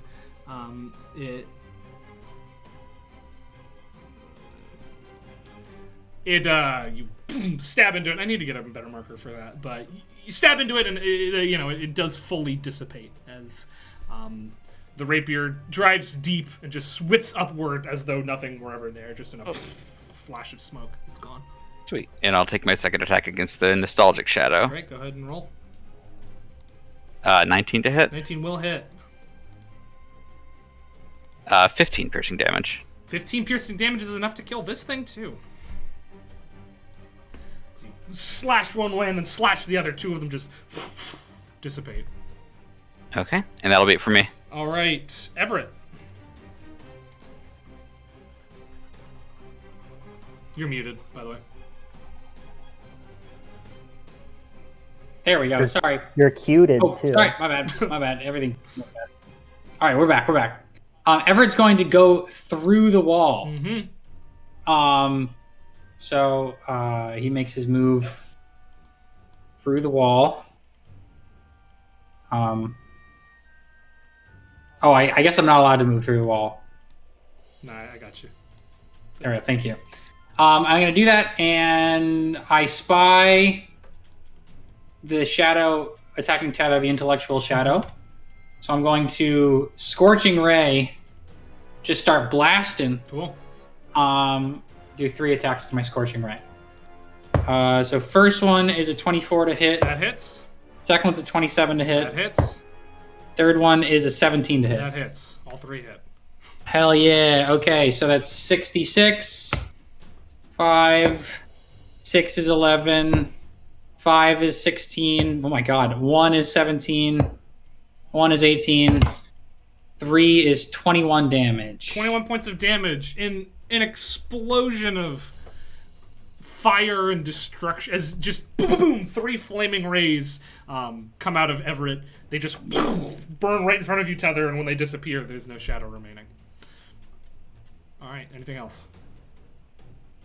Oh my god. What are they trying to do to you?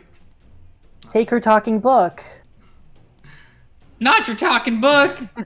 Before much can be said, another one floats through the walls. Yikes. And instead of trying to grab the book, it is going to try to damage Adelfair. Everett goes, touche. Shit. Roll pretty bad, but Adelfair doesn't have a whole lot of AC. So I think it's going to be enough. Nope, it's just 7 is not enough to hit Adelfair, as its hand goes almost through her. At this point, Adelfair backs up and screams. And as she screams, you can see her features shift. Her mouth disappears, more eyes just open up on the sides of her face. A runic symbol appears in the middle of her forehead. And I need all of you to make a wisdom saving throw. Even those of us not in the room. Only those who can see her. Wisdom. So Una and I are good out in the hallway. 9. That's a fail. You are frightened of Adelfair. 3. Failure. 21. That's a success. You're not currently scared of Adelfair. Let me roll this up. Rolled about as bad as one could for that. Cool. That is her turn. Septon. Well, first order of business, we're gonna walk on over to the doorway, which I think is actually all my movement.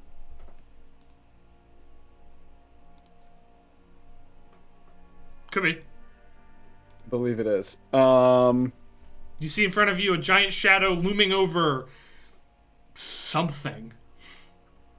Pretty fucked up lady.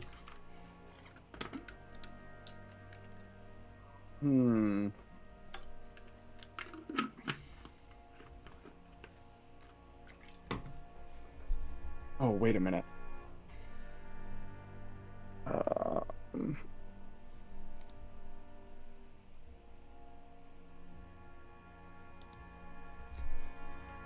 Sorry, reading something really quick good. to see if this actually works.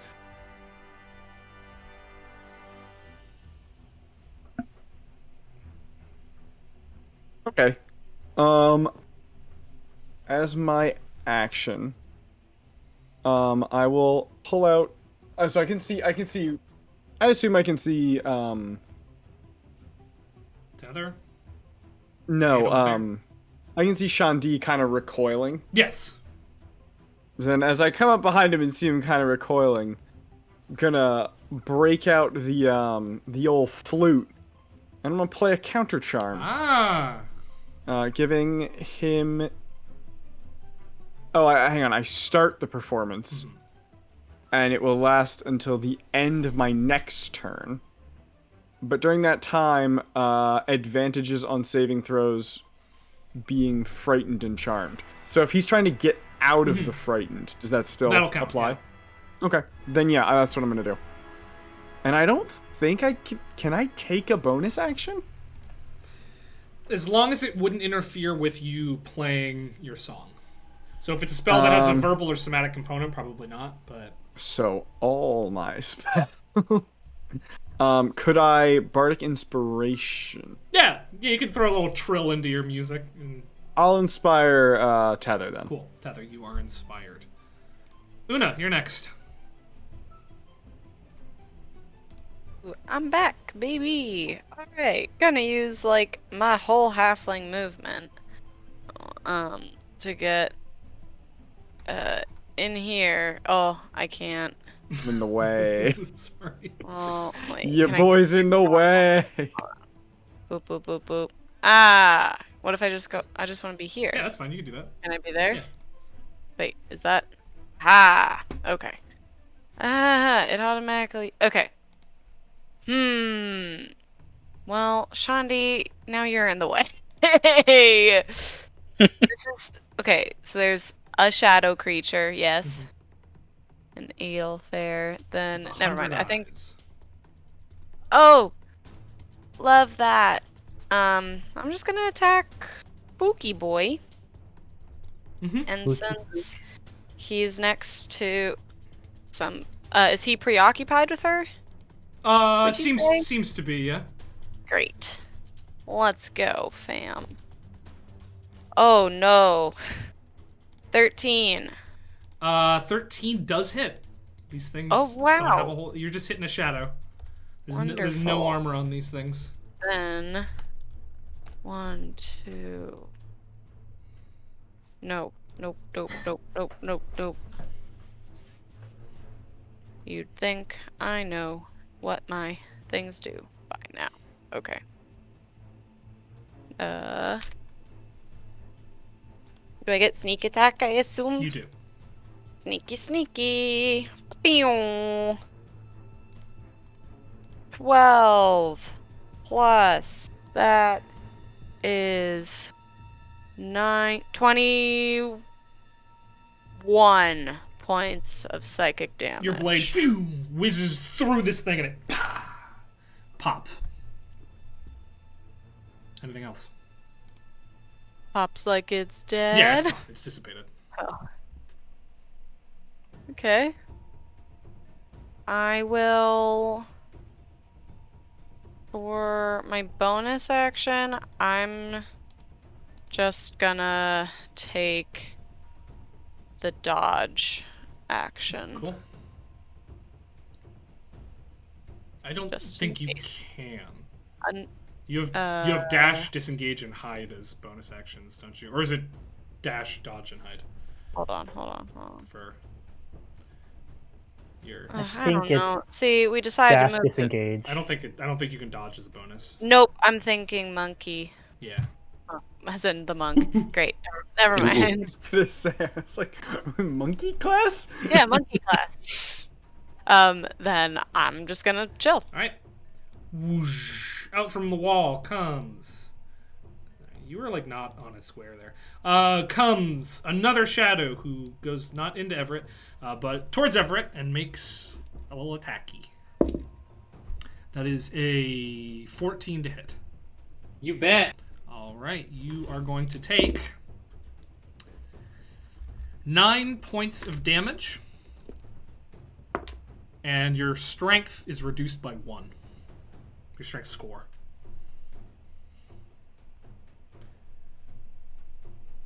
Tether.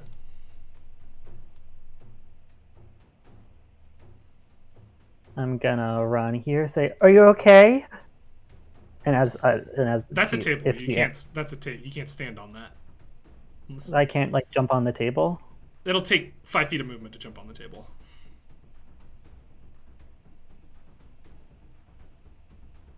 Well, it's 25 to the guy. So yeah. Okay, yeah, that's fine. If you want to do that, just know that you're jumping on a table. Yeah. Are you okay? There's no mouth Yeah. for her to respond with. Yeah, well, she keeps going. And then she's gonna try to hit this thing. All right. 12. 12 does not hit. It's actually a 16. Yes. What? How did you do that? Bardic Inspiration. Oh yeah, 16 hits.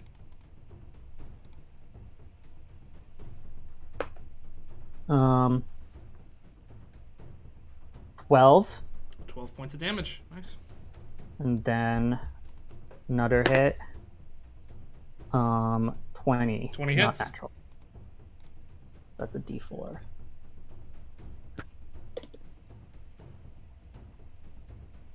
Seven. 7 points of damage. That's enough to pop this one as well. One appears in this corner over here and is going to take an attack on Shandi. 14 to hit. No. That's all it can do. Your turn. You are frightened. Frightened is I just can't move towards her, right? You can't move towards her, and you have disadvantage on basically anything you do while you can see her. Okay. I'll let you do a rolling on this because the reading I've done around it makes this super broken with Echo Knight. So let me know if you don't want to do it the way I've seen people say it should work. It says that none of that should affect Sheko. No, you're making your attack through his space, so Okay. It's you still. Okay, I at least for movement, I meant, is what I saw. So our Echo Knight and the Echo Knight of Wildmount are very different, because our Echo Knight is, I guess, in universe, ours is half your soul, and theirs is Right. just a version of you from a different timeline or something. Okay. So I'm going to say it would affect Sheko anyway, because it's not like Okay. a different entity, it's just your soul. No problem. And what would the check be to get rid of Frightened? You don't have one this turn. Okay. Alright, in that case, I won't move and I'll just attack Beneficial Shadow. Disadvantage. Yep. Beneficial shadow. Yeah, it's beneficial. Love some of these adjectives. Yeah, I need to 11 work to on 11 doesn't hit. Okay, and I'll take my No, second don't attack. work on them. Okay. They're great. I have to erase some of them, because sometimes we get horny, and I'm like, we're not going to fight the horny shadow. Let's do it. Oh, Why come not? on. Well, You left in the liberal table last I like didn't, the I didn't liberal realize it would happen to table. the tables, to be honest. I loved the The liberal. liberal table. 50 to hit. 50 to hit? 15. Yeah, okay, yeah, that'll hit. This man rolled a 50. That's 15 piercing damage. 15 piercing damage. Yo, it'll fare pretty hot though. 15 piercing damage will kill the thing. Alright. Up next is Everett.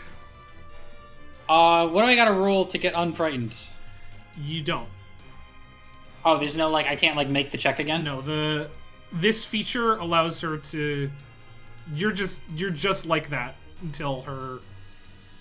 Stop. Yikes. Then what the hell am I doing here? I don't know. It just your counter charm's not actually going to do anything. I hate to say. I asked you if it No, if it I didn't. No, you didn't. And also, I wouldn't have been able to tell you even if you had. I did. I was like, it gives him advantage, so that'll work on the check at the end of the turn. With the... It would theoretically. You said it would, and now you're like, no, it doesn't exist. I didn't say that. I said if he has to make that check, it would work. I feel I've been dupe. You know I can't just tell you if things are gonna work or not work. That's not how this goes.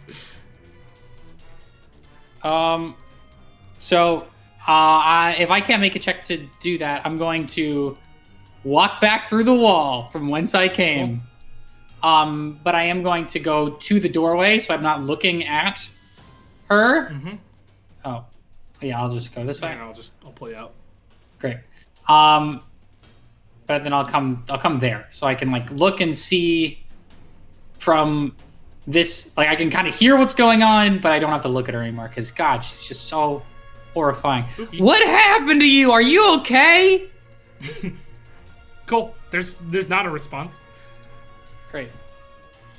Another one's gonna come through the wall and make its way over to Adelfair. My God. Roll a 7 again and miss its attack. Adelfair is gonna. Her eyes are all gonna fucking glow, and then out of the rune on her forehead, an eldritch blast is going to fire towards this ghosty.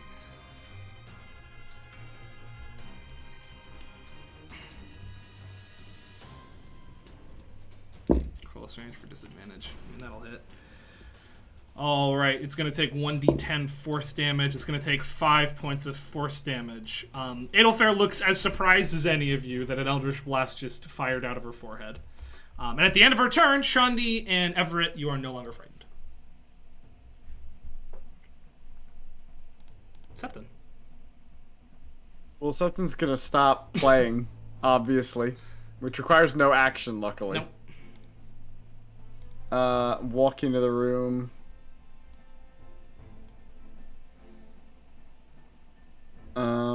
And the shadow's still here? Yep, it's right there in front of her.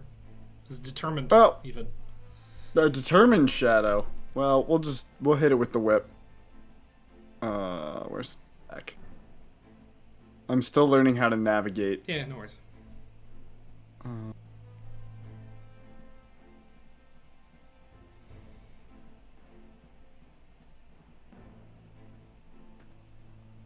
trying to figure out if this damage calculation is actually right or if it's like really wrong. It's probably not. I'd suggest rolling.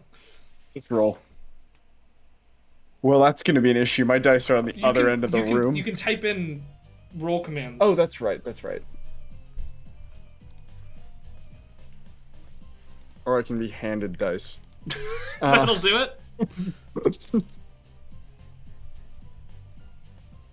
All right. Yeah, I'll make an attack with the Whistling Whip. All right. Switch back to my old character sheet so I can see the modifiers.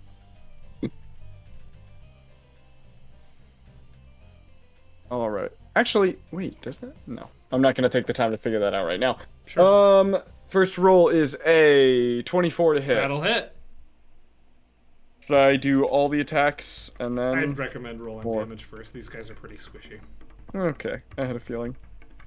Only I could find a D4.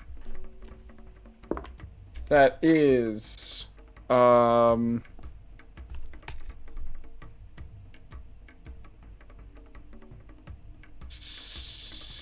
7 points of slashing and 4 of thunder. 10 total. Cool. Nope, 11 total. Yes. 7 plus 4 is 11. Still alive. Alright, and second attack is a 25 to hit 25 will hit. for 8 slashing and 1 thunder. You slash through this thing and it disappears. Alright. And you wait a minute. Uh, And it doesn't seem like any more are coming through the walls. Alright, our turn's over. I'm gonna go up to Aelfair. At this point, her face is slowly reverting to normal. The eyes are one by one closing, and her mouth is reforming on her face. Just like...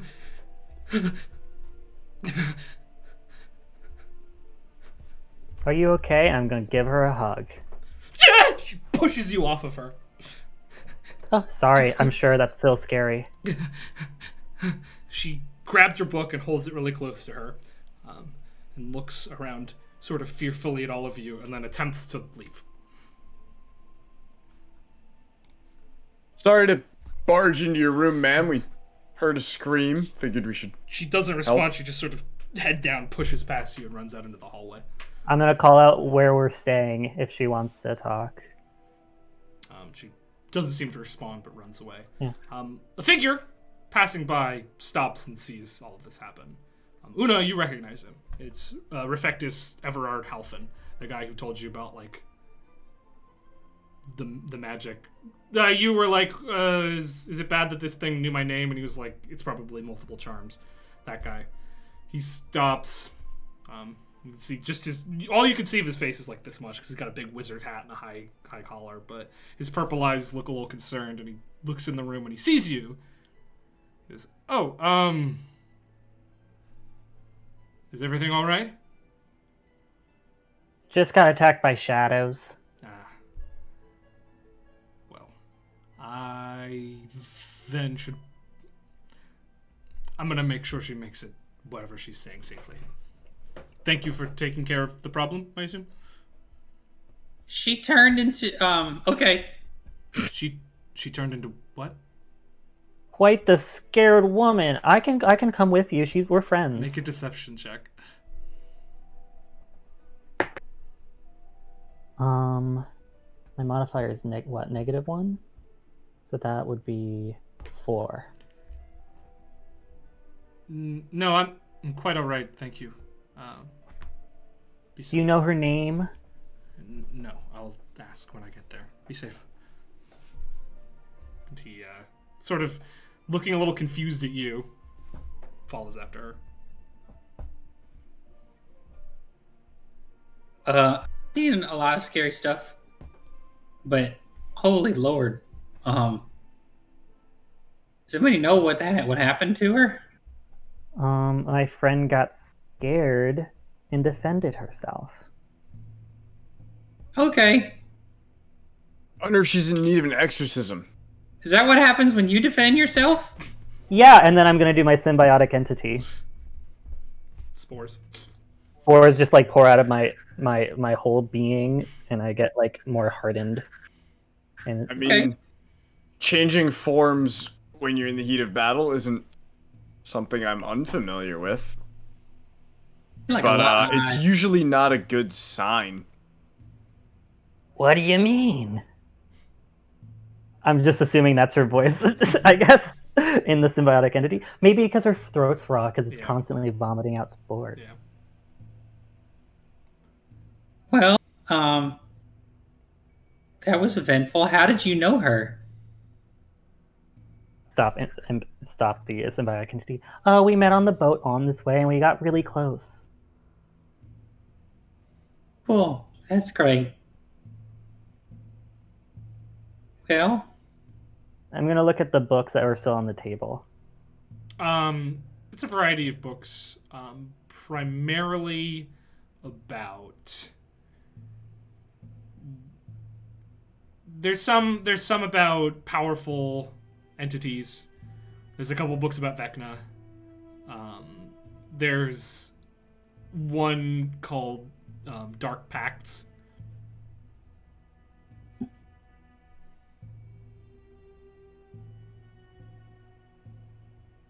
Some fun reading.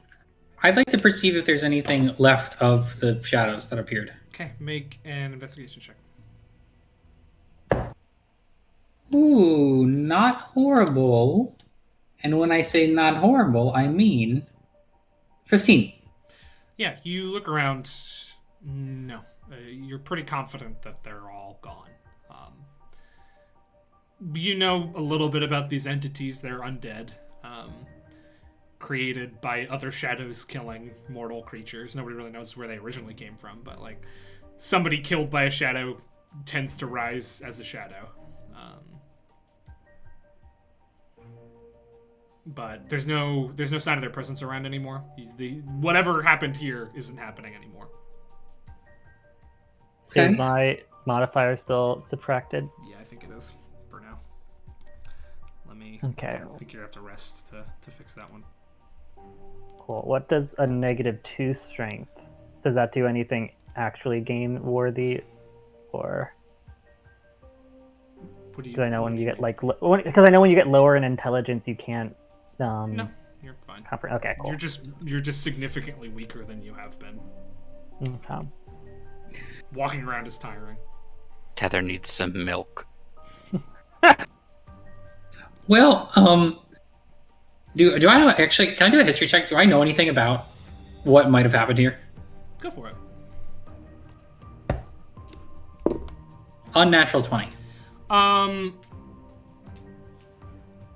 You could put some pieces together. You don't know what specifically was causing this, but you've read stories about people making pacts with dark entities before, and this sure looks a lot like that. Okay. She looked confused, though. You know that some entities will trick mortals into making pacts with them. This could be that, maybe. But undoubtedly, she was handling powers she doesn't know how to handle. And they probably came just looking at the books and looking at what happened from a dark and powerful entity. We keep an eye on her. Well, I've always been looking for her when we're in here because she likes to do her own thing, but I like to chat sometimes. Okay. Well, it seems like you're not the only one she's been chatting with. Wait, did she take her cloak? Nope, her cloak is still here. Okay, I'm gonna take her cloak. I'll give it back. Cool. It's a little big for you. She's tall. But it's a nice white cloak with some blue markings on it. Lines and stuff. Maybe I'm a little unclear, and sorry if I just missed this out of character. How do you know her? We met on the boat, You remember? weren't here when she was in the game. Got it. Okay. Yeah. Okay, you met on the boat. Great. Septon knows that. Got it. She tried to become friends with Adelfair to replace her. Not to replace, but in Term's absence. To fill the hole. Yeah. To replace. All right. Thank you. Well, I guess we should get some rest if we're going to go on that adventure tomorrow, if y'all are still down to do that. You can still make your way up to Paper Pastures for a meal before bed if you want, or you can just go to bed. But it's 5, so. Paper Pastures, I could use some food after I got something happened to me because of that shadow. So. Yeah, it's me as well. Cool. Okay. Do you want to do something else? No, she clearly didn't want to chat right now, so I won't go looking for her. Cool. All right, then Everett will lead you up towards Paper Pastures, and we'll pick up with that next week on Bright Futures. And then the Prestige, boom. They go away too.